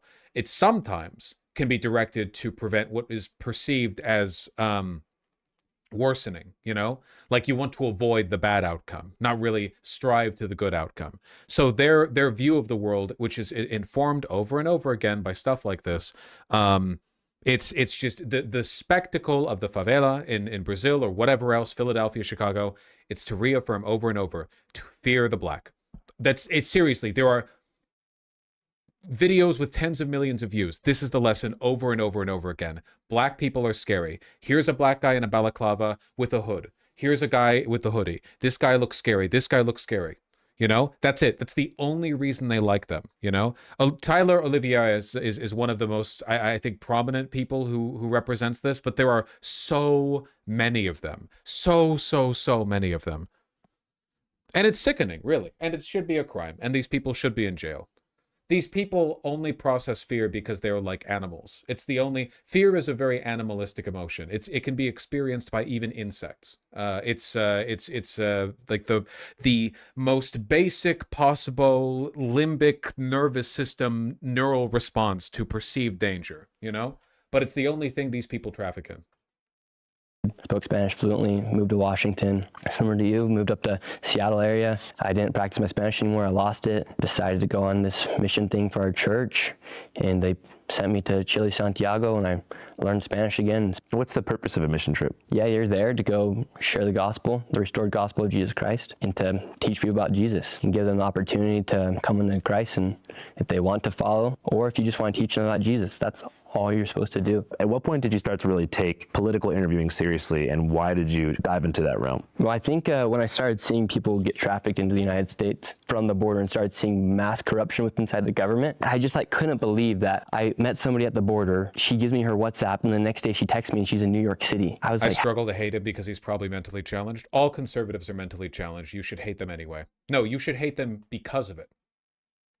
How is this happening? How are people just being trafficked around the country? How are little kids just coming over here? How's there a 15-year-old girl, or I think she was 17-year-old girl from Dominican Republic, all by herself? How are people doing this, and how's the government enabling this to happen? I remember going to the border for the first time, and I saw migrants coming over the border. I'm like, oh my gosh, what's going on? Like, shouldn't they be running away? Wasn't Governor Abbott the one transporting people from the Texas border to New York City? Yes. So you feel like there was mismanagement of the border on an executive Biden level and a state level? Yeah. And I think like Governor Abbott, that was his way of like saying like F you to the to the sanctuary cities, and for the Democrats. Interesting how mismanagement from Abbott and like illegal trafficking of undocumented immigrants, illegal, which he was never punished for, is like a haha epic own to the Biden admin, you know? Like, oh, no, it's fine when we perpetuate the problem. Just accepting and letting this happen, saying, okay, well, we're not going to deal with it. You guys go ahead and deal with it. And we'll give him bus ticket to get out of our state or city. So you feel like migrants kind of became political pawns for the two parties in America? Yeah, well, we all know, like, obviously it was because they wanted to vote. Fill the swing states. Yeah, man, all of those undocumented immigrant votes. Fill the big cities, we would have seen what was going to happen, but thankfully Trump won. How do you think Trump's doing so far this term? I think Trump's delivering, especially on crises like the border. I think that's been the major win of this election. Right now, you're not seeing illegal migrants come into the country. Me and you both did videos at the Loopfield border. We spoke with migrants. That was the most inhumane thing that I think America's seen in years, as far as letting people be trafficked into the United States and then bringing them into the system, making them rely on the government, not giving them working visas, putting them inside of shelters, busing them all around the country. Families were separated. Thousands of children went missing. The government was literally trafficking children into the United States, trafficking people, incentivizing them to leave their houses in Colombia, leave their house in Ecuador, and then to come to the United States, and you're living in a shelter in New York City. He's not even referring to like a specific conspiracy theory. He's tying a bunch of them together. So is it true that gangs are inside of the Roosevelt Hotel? This is me confronting a group of Venezuelan migrants who are potentially dangerous gang members of the gang Tren de Aragua. Potentially. Here, we've found a group of migrants. Now, they could be sex offenders. We're not sure. Inside of the Roosevelt Hotel in New York City. Most of these migrants, they came here, they thought life would be good, and they end up getting put inside the shelter and became essentially slaves to the system in a way, where they're relying on the state to give them money, they're relying on the state for housing, they're relying on the state to give them a work. I hate this disingenuous bullshit where they're like, actually, we're enslaving people by giving them the basic necessities to survive. Like, these people are fleeing the collapsing, failed state of Venezuela, trying to come here for a better life, and now their condition is worse. Like, stop pretending that your concern here is motivated by, you know, a desire to help them. Well, this fake fucking empathy, I hate it so much. It's so disingenuous. You don't give a shit. You laugh gleefully as ICE brutalizes these people, as they die in prisons, as they're raped without any oversight by Border Patrol officers. You do not give a shit. You were cheering family separation at the border. And at every level, you celebrate cruelty, but you're like, I can't stand it. The intolerable inhumanity of giving them food and housing. Oh. To be able to work, like that's not right. That's pretty mean if you ask me. Well, I suppose the reason they hopped the border in the first place because the immigration system is so backed up, right? Well, yeah, there's major issues with immigration here inside the United States, but you just can't walk into the country and think that you're going to be treated just like a law-abiding, tax-paying citizen. Who was filming this I stuff? think they want to get treated like asylum seekers, though, which is their right under international law. Back then. Me, myself, and then I also bring my mom with me. Definitely. She's like a producer on the channel, kind of. So they're coming right now because it is an opportunity for fascinating for them to come, and they are taking that opportunity and they're coming here. And Nick and I wanted to show, because all of America, we just sit at home and watch this on our TV and get angry with it. It sounds like she's about at the same cognitive level as her son. Did you guys process that sentence? Because that was a doozy. That was crazy. That opportunity now, because it is an opportunity for them to come, and they are taking that opportunity and they're coming here. And Nick and I wanted to show, because all of America, we just sit at home and watch this on our TV and get angry with it. And we wanted to show like what is truly happening. We have been there. Did she have any kind of career in content creation prior to you guys working together? She actually went to school for... It's a phenomenal reflection, though, of like where this base comes from. Like a significant number of Americans really do just have nothing in their lives. They're dead people walking, and they just sit there and get angry at TV or like fake shit they see on the internet. But if you took away their anger, they would actually die. You've probably seen like Fox News brain rot, like what it does to older people. Like they just stop being. It essentially like creates the conditions, the symptoms that you would see for like early onset Alzheimer's, where they get like angry and confused. This is real. It's not fake. It's real, right? They just watch the TV all the time. They get really, really irate. Their personality shifts. They stop caring about things they used to care about. I think social media is worse than Fox, unfortunately. Well, the thing is that social media is opening this this life path up to younger people as well, you know? There are people that do this. It's like a bunch of right-wing incels do nothing but consume interracial pornography all day and get really, really, really, really mad and self-hatey about it. It sounds like a joke. It's a real thing. It's a real thing, and it's not even uncommon. They're obsessed with it. And to be a broadcast here. Did she have a hand in your decision together? She actually went to school for journalism and to be a broadcast here. Did she have a hand in your decision to really like start taking things more seriously as far as political coverage? No, actually, she didn't really believe in like anything I thought politically. But as you know, during like 2020, for instance. What do you two disagree on? I couldn't, on my channel, I couldn't put Trump's name in a title or a thumbnail without the video being demonetized. That's not true. I was putting videos out then. That's just not true. Just fake. And so there was no incentive to actually create political content in that time, especially if you're a smaller creator, because you couldn't get the video to be seen by anybody. And so you couldn't really make those videos. And then when I did get back from that mission, I could then make videos on politics, and the censorship kind of got lifted because of Elon Musk buying X.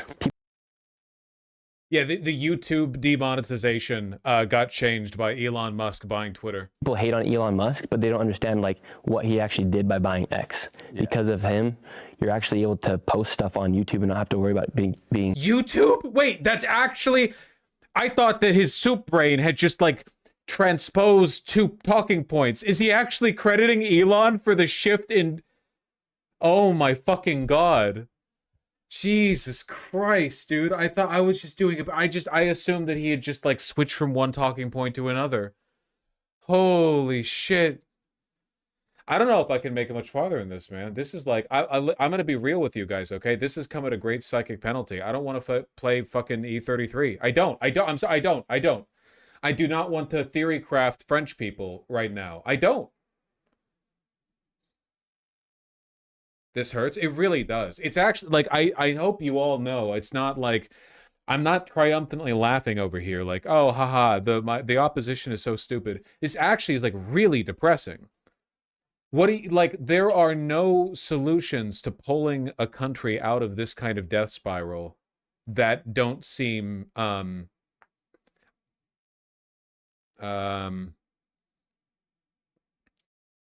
it's a conundrum that invites extensive consideration. I'm sorry. It's fucking crazy, man. It's like, it's, you really have to stop.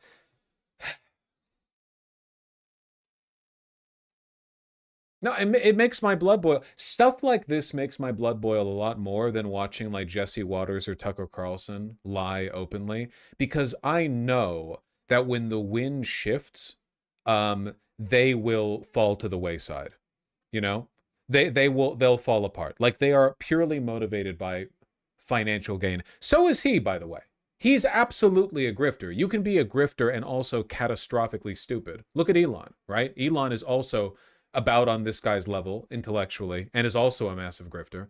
Posts neo-Nazi propaganda every day on Twitter. But this guy, the fact that this guy was considered an acceptable vehicle for a right-wing propaganda wave means, and they're correct in believing this, the right wing believes that this is enough for their base. Like, you can actually go this low.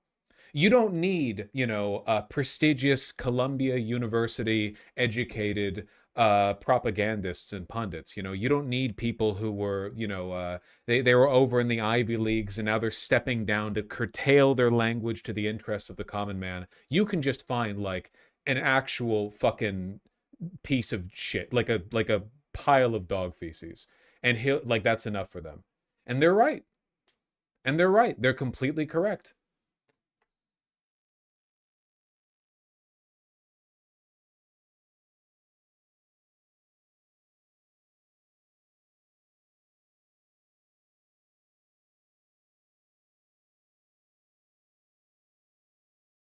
This guy seems entirely sincere, though. I just don't think he's capable of thinking another way. You don't know enough stupid people. In reality, stupid people are often also dishonest. They're just bad at being dishonest, like he is. There are lots and lots and lots of stupid, conniving people. It's really common. The idea that stupidity and, like, naivete go hand in hand, not even remotely true. In fact, oftentimes stupid people are more dangerous in their duplicity because they'll be disingenuous even when it doesn't benefit them. At least, like, intelligent, like, we all conservative pundits are to some degree or another knowing liars, right? But the more intelligent ones, you can see right through them because their dishonesty is predictable. This is one of the reasons why Ben Shapiro isn't really that popular on the right anymore. Like, he is intelligent, for sure, he is, you know, he has his moments, but by and large, he's a smart guy. And for that reason, he lies rationally. And the fact that he lies rationally means he's really predictable. And it means that he doesn't stick his neck out on positions he doesn't think he can defend, which makes him, you know, boring. It makes him boring, and it means that he's not, like, following the line on the administration that well. Meanwhile, there are, like, I mean, people like this, right? Is he lying? Is he just stupid? Who knows? Who cares? He probably doesn't know or care either. How are you ever going to figure that out, you know? It's depressing, man. It really is.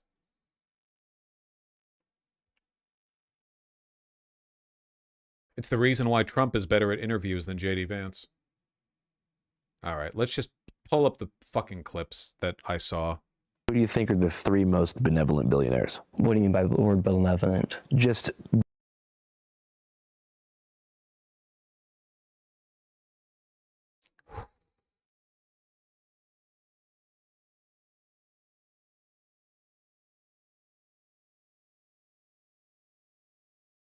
well-intentioned, positive billionaires who you think are creating, you know, net positive societal progress. Trump, our president? Naturally, yeah, obviously. Of course. Asking how do you gain credibility and trust? Well, you say a fact for a fact. And the fact is that the first thing I think of when I think of Somalia, and the fact is, what are Somalians known for? Pirating. Well, that's in Somalia. There's no pirates in America. Who's stealing all the money in Minnesota? Not the same as a pirate. That is piracy. So how do you gain more trust? Well, don't be afraid to say a fact when you, or an opinion. Even when if you I know that I'm dumb. Yes. By not saying anything about the death of Charlie Kirk as well, I thought that was pretty messed up. In a way, he's somebody just like me and you who was making videos, putting it on the internet, and then people literally killed him. I thought that was... I think, okay, people often disingenuously fold Charlie Kirk down to that, like he was just a guy making content or whatever. I think this is the first time I've heard it where I actually believe the person saying it. Like, I think that that's what they think, because I think this guy is completely intellectually vacuous. Like, I don't think this guy is motivated much at all by partisanship. I think that he is racist, but he's incidentally racist. Does that make sense? Like, he doesn't really think about it. He probably thinks everyone is like him. You know, the thief believes everyone else steals. Like, everyone, like Andrew Callahan, Charlie Kirk himself, everyone is just trying to make their bag in the same game, and they're just taking different sides to appeal to whatever they believe is more financially viable. Kind of messed up of you to not publicly denounce what happened to Charlie Kirk. I did. I never saw anything on Instagram. What am I supposed to say?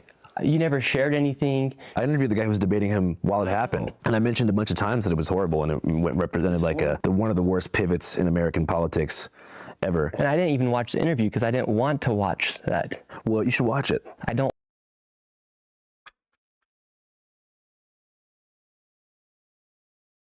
want to. Why? It's historically relevant. It is historically relevant. I did lose respect for you when it felt like you went silent. Well, you should watch the video because I say some stuff in it. Okay, cool. Do you ever see a world in which That was really good. I have to lie, or I have to laugh, or else I'll cry. I have to move off this, man. This is.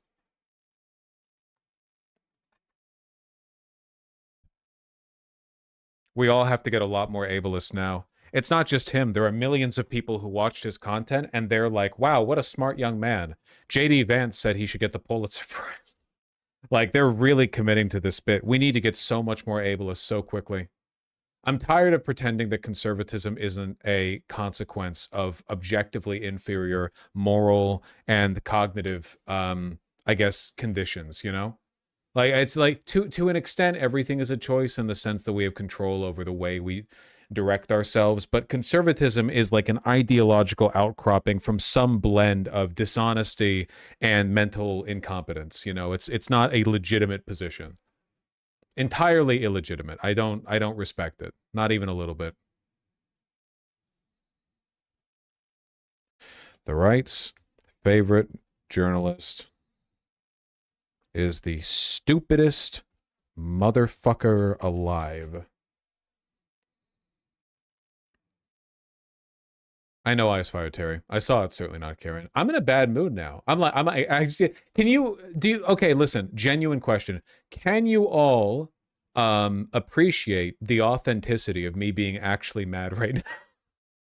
It's not, I'm still connected enough to the, okay, I just wanted to, because I know I'm inconveniencing you by wanting to, like, wrap this shit up and fucking go. Part of it's also my lower back hurts, and I don't know why, because I've been trying to fix my anterior pelvic tilt. I don't know why I've been having that issue. The past couple of days, my lower back has been hurting more, and I don't know why, because I've been trying to, like, sit properly. I think I'm just not used to it. I need to exercise my lower back more so that it's strong enough that it can do the stuff that I'm asking of it. You have old disorder? My lower back hurt the most when I was 22 when I threw it out during a deadlift. All right, hold on. Ashley St. Clair got interviewed by Taylor Lorenz. That's interesting. I want to look at that. But that's its own interview. So I'm going to have to do that tomorrow. Also, something in my turf over here. Mayor Wilson's statement on Ballard encampment. Somebody linked this earlier. Mayor Katie Wilson released the following statement. This morning, I visited the site of an encampment in Ballard that was scheduled to be removed because I wanted to understand in detail for myself what's working and not working in our current approach. I decided to extend the deadline for the site to allow more time to assess whether we can improve outcomes for the people living here, for the neighbors, for local businesses. Okay.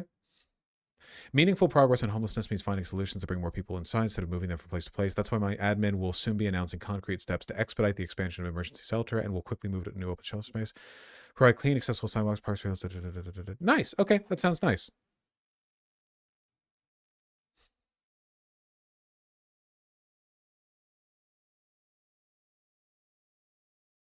No, I just wanted somebody. I saw the title here, statement on Ballard encampment. I was just worried it might be something bad, but it sounds like it was something good. Ballard is really weird. There are parts of Ballard that are like a fucking armpit. The main road, I forget the name of the road, the main road that like curves along the channel that enters into Ballard from Fremont is like this. It just sucks. It just fucking sucks, you know? But then like the downtown area in Ballard's really, really cute. It has some really nice stores. The downtown area in Ballard is really, really, really nice. I'll take a look, Cypher.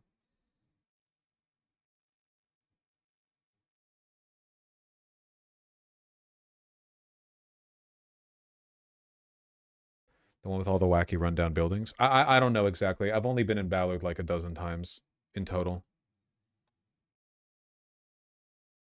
Northwest Leary? Is that this? Is that the road?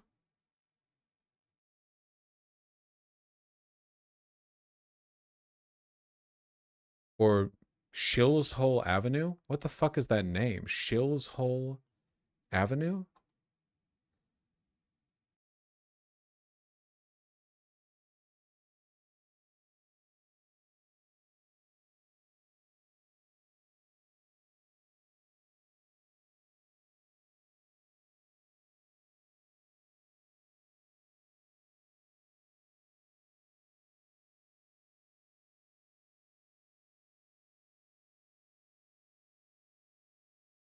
Fuck, I broke Google Maps. Oh, well, whatever. Sorry. Hello.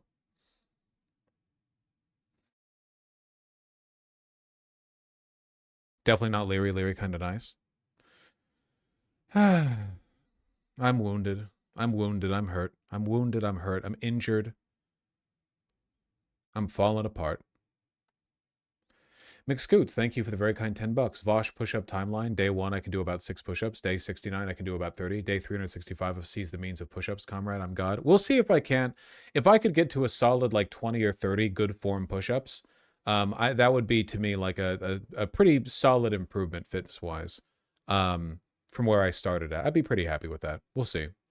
Levy Toddy Boy, thank you for the 2 tier 1 subs. Really appreciate that. The Hat Man, thank you for the tier 2 sub. Just beat my previous dead hang record to 92 seconds. Well done, 92. All right, I'm at 60. Got to get myself up there, okay?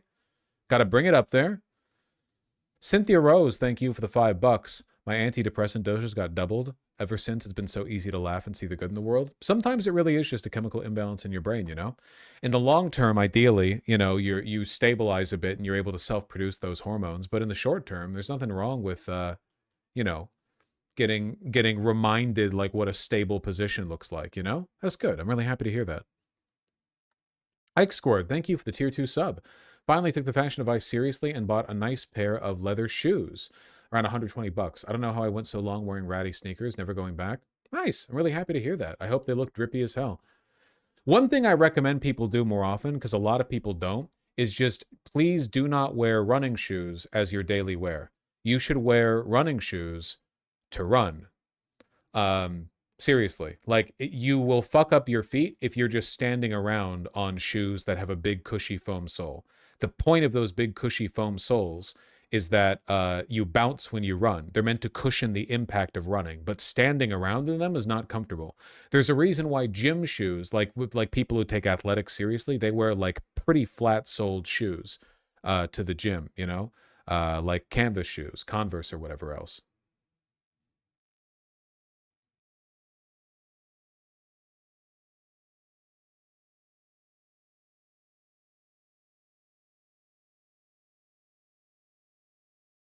I won over 1 million on a settlement. What should I do with the money investment-wise, you think? Imagine how much gratitude I would express if you bought 200,000 gifted tier 1 subs.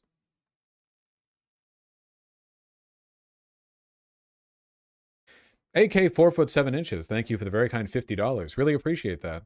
I pray for the day to come where conservatism is as repulsive as fascism. Hoorah, Marine Corps. Unfortunately, right now, conservatism and fascism are equally repulsive in that they're both equally popular. You know, pretty strong alignment there between the those wings, at least in this country. Thank you. I really appreciate the very kind dono. Hoorah. Found a GF. Oh, Romulus, thank you for the $5. Found a GF who's hyper-literate, and it feels like the last chopper out of Saigon. Our first argument was her saying I didn't understand Nietzsche with quotes. Nice. It genuinely, like, literacy and an interest in reading opens up so much of the world to you.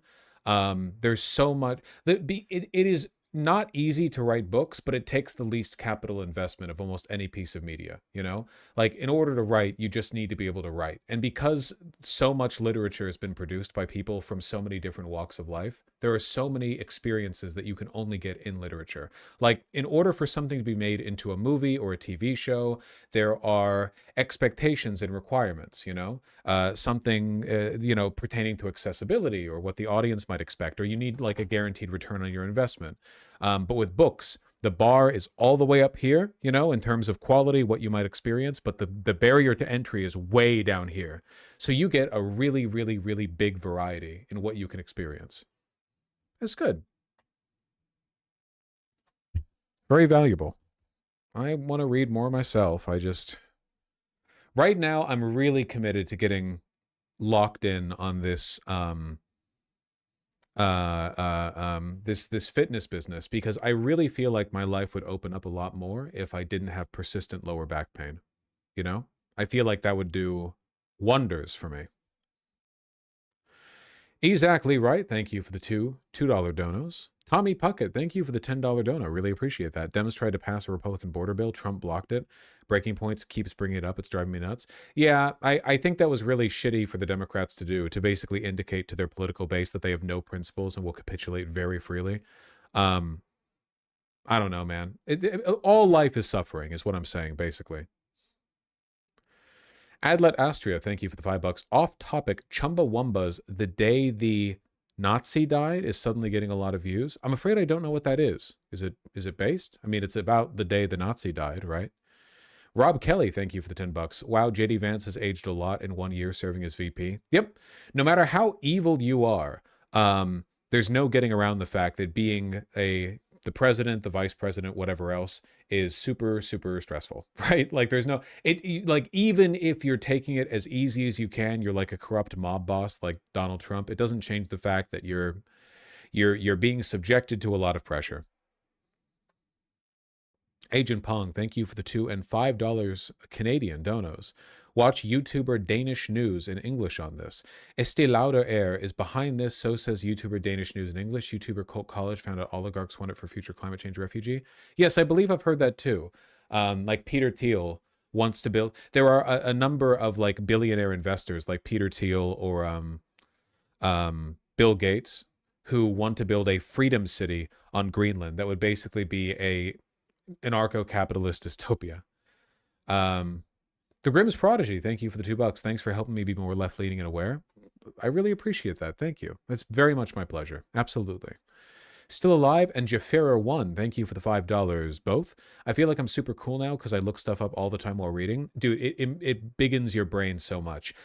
I'm telling you, a little bit of reading every day, looking up something when you don't know an answer. Like if you are curious about the definition of a word or like a concept, or even if you want to look, like, you can learn so much doing wiki binges. But here's the thing, okay? Don't attempt to gamify knowledge. The fastest way to learn about the world is not to go, all right, time for me to speed read this wiki article, and then I'm going to look through these like related articles, and then we're going to learn it, and da-da-da. It's just like how the best way to learn is to teach. The best way to learn and retain information is to engage with it, to have genuine curiosity and interest, and then to reify your knowledge by expressing it to others or asking yourself questions about it, you know? The attempt to optimize learning has been largely detrimental, right? Like, people have trouble learning long-term with Duolingo. The easiest way to learn a new language is to move to the country where that language is spoken and test yourself. A friend of mine recently met somebody who every Sunday only speaks in Spanish. They want to learn Spanish. So every Sunday, they limit themselves exclusively to speaking in Spanish, no matter what the circumstances are. They have to go to the grocery store, they have to answer a phone call, whatever else. They have to learn Spanish. Apparently, it's been working really well for them, which makes sense, you know? It's you're trying your best to do like an immersion thing there, which is pretty nice. I think that takes a lot of discipline to try to pull that off. I learned Russian in a year. Yeah, the military teaches language pretty quick. For their translators, right?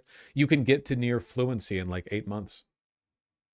What about speaking with non-Spanish speakers then? You just don't. If they don't speak Spanish, well, what you can do is say in Spanish that you understand English. That's what he did. If he was speaking to someone who didn't speak Spanish, he would say in Spanish, like, comprende inglés or whatever, however you would, which most people get the context of. But if he really could not communicate with somebody, that was the end of the interaction. That's how you have to learn. Difficulty and friction are what drive growth, right? Like, there are people who go to the gym every day for years and barely see any progress. And that's because they just do the same thing every time they go there. What they're not getting, what they're not doing is putting their ass on the line, you know? The only way to grow is through pain. That's it. Whether that's the friction of not knowing a language, or you go to the gym, you have to push yourself, you know? Ideally, if you're looking to get stronger or buffer or whatever else, you want to do your workouts to failure, you know? But a lot of people, they'll just be like, okay, time to do 15 curls with this. And then they're down. It's like, you could have done another 10 more, man. And you need to. Or you probably don't want to do 25 curls with a single weight. That's a bit of you probably want to up the weight. Yeah, you always want to challenge yourself. Discomfort drives growth.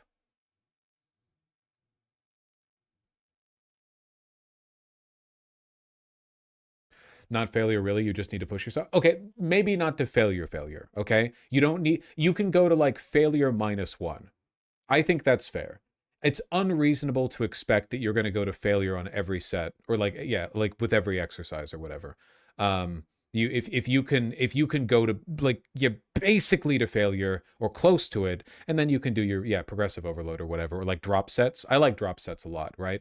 I'm trying to do that with push-ups now, where I do the most push-ups I can, and then I'll do knee push-ups. And before I could do 8 and 8, and now I can do like 10 and 10. So yeah. Mark Lester, thank you for the very kind $10. Thanks for being one of the last bastions of free speech and critical thinking on the internet. Thank you. I really appreciate that. I'm actually super duper anti-free speech now. I hate free speech, but, you know, I appreciate the sentiment. We get more authoritarian with every passing day. If I have to hear Nick Shirley speak again, I'm going to, you know, make Stalin look like an anarchist, etc., etc. Megan J, thank you for the $5. Really appreciate that. Vosh, but how long can you hold a plank? I don't know. I actually couldn't do a plank for years because of my costochondritis. I could attempt to do one. I mean, I'm not going to do one right now, but like I could... I used to do a plank for 60 seconds without a huge amount of trouble, so my guess is I'm probably a little bit weaker than that now. Fuck off, thank you for the $5. Vosh, I struggle with low back pain from a disc bulge for years. Deadlifting is the only thing that helped. Exercise is great, but deadlifting is how I got my lower back pain. I think that for me, what I prefer is good mornings. Weighted good mornings. Weighted good mornings are a phenomenal exercise, everyone, by the way. They're good for your core, for stability. They're good for your, for obviously for your lower back, you know. Very, very good.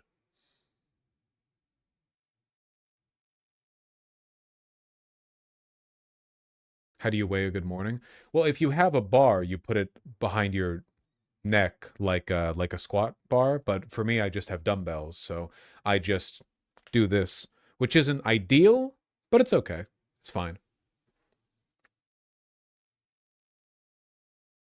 Isn't lower back pain basically never caused by lower back muscles?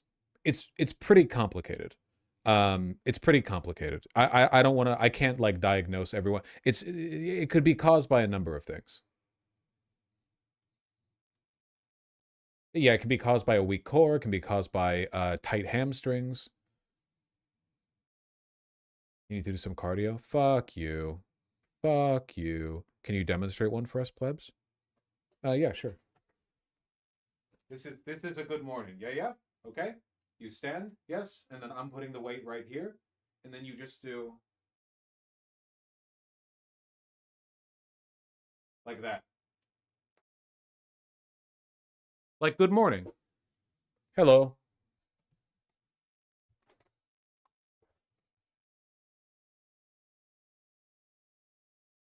Saw some gut. It does exist. So like a Romanian deadlift, you hinge over at the back, and then you go up, and then you do it 10 times or whatever. Not gonna lie, that'd kill my lower back. Well, that's what I was worried about. But once I started doing them, it really helped my lower back. It really, really, really helped my lower back, like massively so. So I think, you know, it's what you're, it's often when you have lower back pain, you rounded your back too much, hip hinge dog. That was rounding my back too much? Really? Okay, look, I'm looking at the OBS window this time. Okay? I'm looking at the OBS window this time. You do, right? You're standing?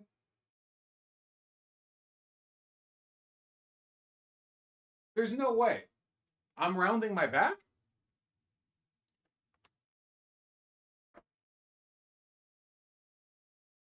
Not much, maybe a little. Okay, listen. I'm no expert. Not even a little bit. I think that was fine. That one was better. It's okay. To be clear, it is okay to do a little bit of backgrounding, you know? It's like the anterior pelvic tilt thing, right? You don't want to like jut your butt out and put undue pressure on your lower back. You know, you want to kind of follow the natural spine curve, which I mean, it kind of varies person to person, but it's.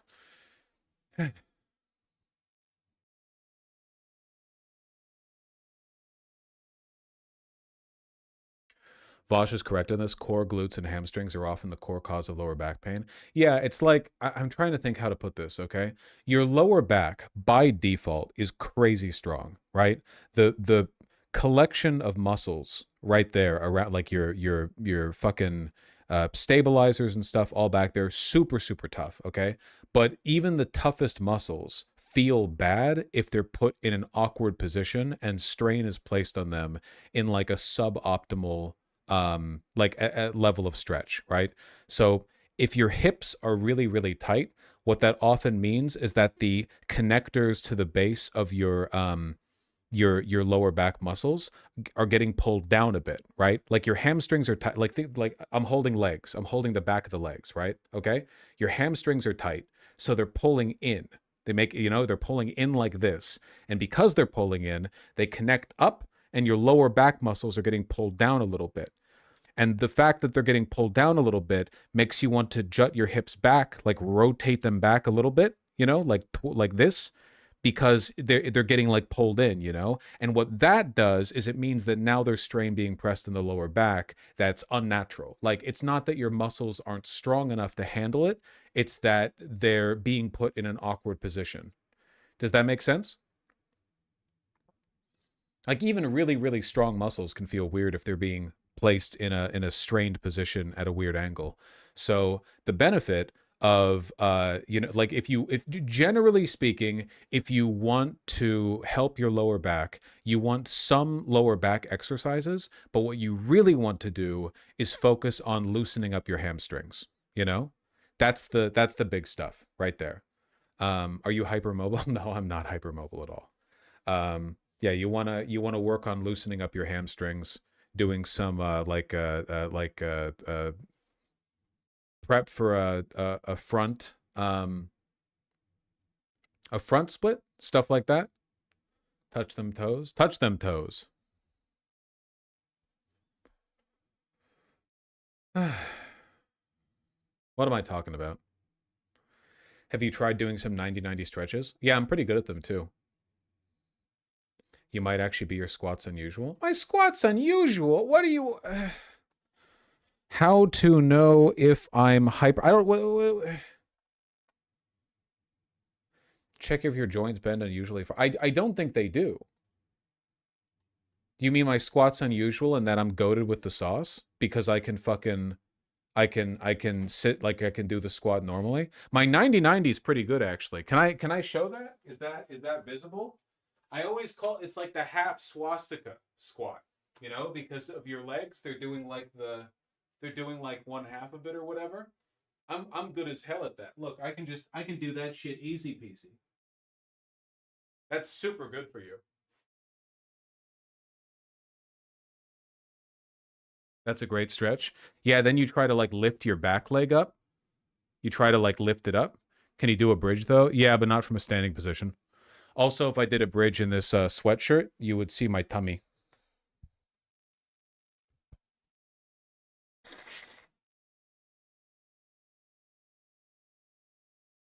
I should finish reading donos. Kowalski, thank you for the $5. For almost every exercise, you should do 4 sets for 8 to 12 reps. You should fail in each set. If you get beyond 12 reps, bump up the weight. Yeah, I don't think there's much value in going past, like, 10 to 12. I usually just go for 10 because 10 is a nice round number, you know? I like the 10. Fine by me. 4 sets is too much for me. I prefer 2 sets per exercise, I think. Like, I'm really trying to diversify. I still can't do a pull-up, but I'm trying really, really hard to get, like, the basic skills. So right now, for my back day, okay, I do pull-up negatives, 2 sets to failure, and then scapular pull-ups, and then gymnast ring-assisted pull-ups. And I wonder if I should even have, like, Australian rows there, where I'm hanging, and like the...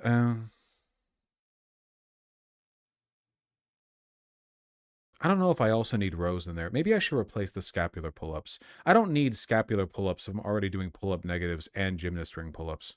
I don't know. I don't know what I'm doing.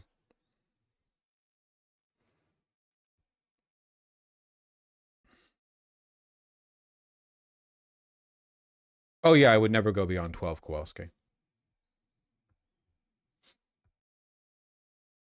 Anyway. Let me read this. Man, even doing the 2 good mornings a second ago made my back feel better. Just gotta exercise. Just gotta exercise. Godcat, thank you for the $2. Really appreciate that. Tommy Puckett, thank you for the $5. I meant the cons over there say the Dems don't want to do anything with the border because Trump made it unpopular while the Dems beg. No, for sure. Yeah, it's just we have so little, like, support in government. You know what I mean? When it comes to what we want. Benjamin Horwitz and fuck off, thank you for the $2 both. Think about adding massage/bodywork to your regimens. Well, for years now, I have not been able to get a deep tissue massage because of the costochondritis, because any pressure on my chest would instantly kill me. But now maybe I can. Rithi Then Foe, thank you for the 2 $10 donos. Super kind of you. I really appreciate that. Glad to see you enjoying E33, and thanks to you, Hassan and some other fellow lefties I organize with got to play Disco Elysium. Huh? Wait, and thanks to you, Hassan and some other fellow lefties I organize with got to play Disco Elysium. Won't foreshadow much E33 narratively has. Insulin the Phasma type moment. Anyway, just want to say enjoy the playthrough. Some of your commentary was nails on a chalkboard, but a bunch of it was awesome, man. Shit made my workday so much easier in these trying times. Do you have like tie, is there like a creator network tie that you have that I'm unaware of? They probably mean that they themselves got to play it due to you and Hassan. Oh, okay, sorry. I'm a little out of it. That makes total sense. Yeah.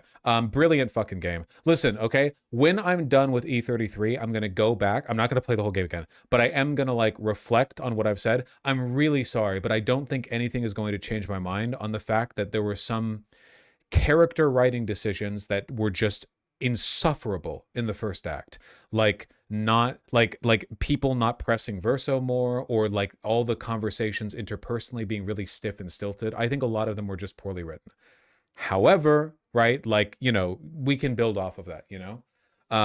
I stand by my vague slop accusations, because to me, if you are setting up for a really big second act reveal, you're up to that point, you're making it clear like there's more to this, there's more secret stuff you don't know yet, there's a big mystery yet, like you need to give the audience something to hook onto for the mystery narrative that isn't just like waiting for the other shoe to drop. You know, like I think it's unsatisfying for the narrative to just be like, hey guys, did you know there's a big fucking mystery? You'll find out about it in 20 hours, right? Like, give us bits and pieces, and like give us narratives that end up being wrong. That's one of the things that I really liked about Umineko. Umineko is like 50 billion words long, but every chapter gives you these new like new things to hook onto, new narratives, new explanations, whether they end up being right or wrong or partially correct or getting reshuffled later, you know what I mean? Like they still give you something to follow through on. You get me. Panacea Pan, thank you for the $10. Have you seen Dark Winds? I just finished it and I'm trying to get more people into it. It's a semi-supernatural murder mystery set in the Navajo Nation in the late 60s. 3 seasons so far. No, I have not. I might have seen some promo imagery of this when I was in New York, though. Is this the cowboy fella? It's got to be Navajo Nation. Yeah, yeah. I've seen some promo material for this, but I don't know anything about it. Man, the Navajo Nation was so beautiful.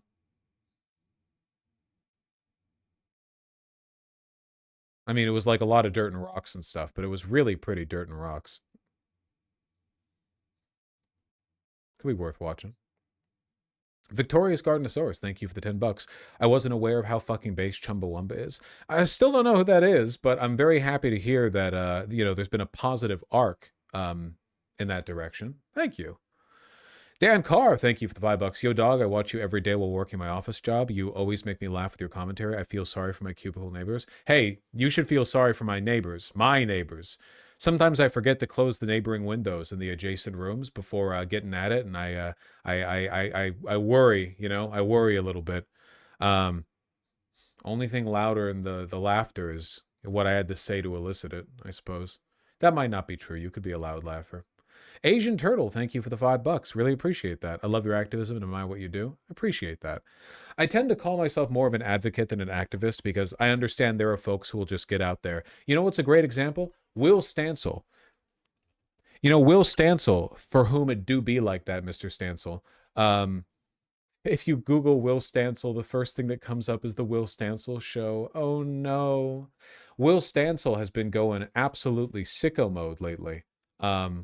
Following ICE around, in Minneapolis. Really, really, really impressive stuff. And I just stream. I like what I do, but I recognize the talent and skill of people who go on out there, A lot of you people have a much greater aptitude for that sort of thing than I ever could.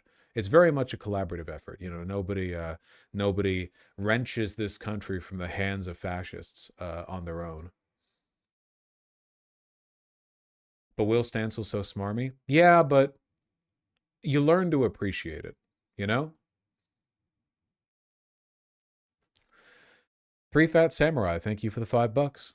Apologies for last week's cat tip. It's working. This is to make up for it. Hopefully it works. Bug in her favorite toy. Oh, you mean when the image didn't go through? This works perfectly well. And also, oh my goodness. Wow. This is a beautiful cat. So round. So round. Here. I don't want to pick her up and disturb her, but I'm going to take a picture.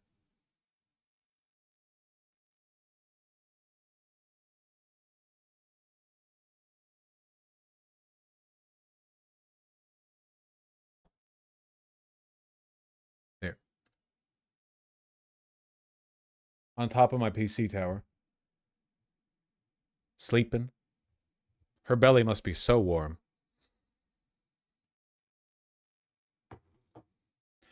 Don't let her fool you. She's actually a bit mean. That's cute. All right, folks. I'm sorry for ending about 38 minutes early. To be honest, I kind of expected the politics section of everything would take like an hour, and then I'd have 3 hours for E33. But yeah, I didn't pace it all out well at all. Iran's airspace just got closed, apparently. Cool. Well, you know what? If we sortie our flyers and send them over to Iran, I promise you that I'll go live again tonight to cover it. In the meantime, everyone, have a wonderful day. I'll be here tomorrow if I'm not here tonight. Take care. I'm going to go exercise, I guess. I'm not trying to be annoying about this. I understand that as autists are wont to do, I find an interest and then inflict it on all of you. But I have to say, of all the things that I've gotten into, from fashion to guns, to Warhammer, whatever the fuck else, the stretching stuff, the calisthenics, has so immediately improved my day-to-day. So I'm recommending it legitimately. Like it's not, for me, the key was thinking of it as a strength exercise, not as yoga. Like, yeah, we'll fucking see, GREENLAND. We'll fucking see. Because yoga's all about like woo, woo, woo, you know, all very woo, all very hippy dippy, whatever else. But I like to think of it, you're really like maximizing that strength, you know? Anyway, I'm rambling. Everyone take care. Love you all very, very much. And all right, be well. See you soon.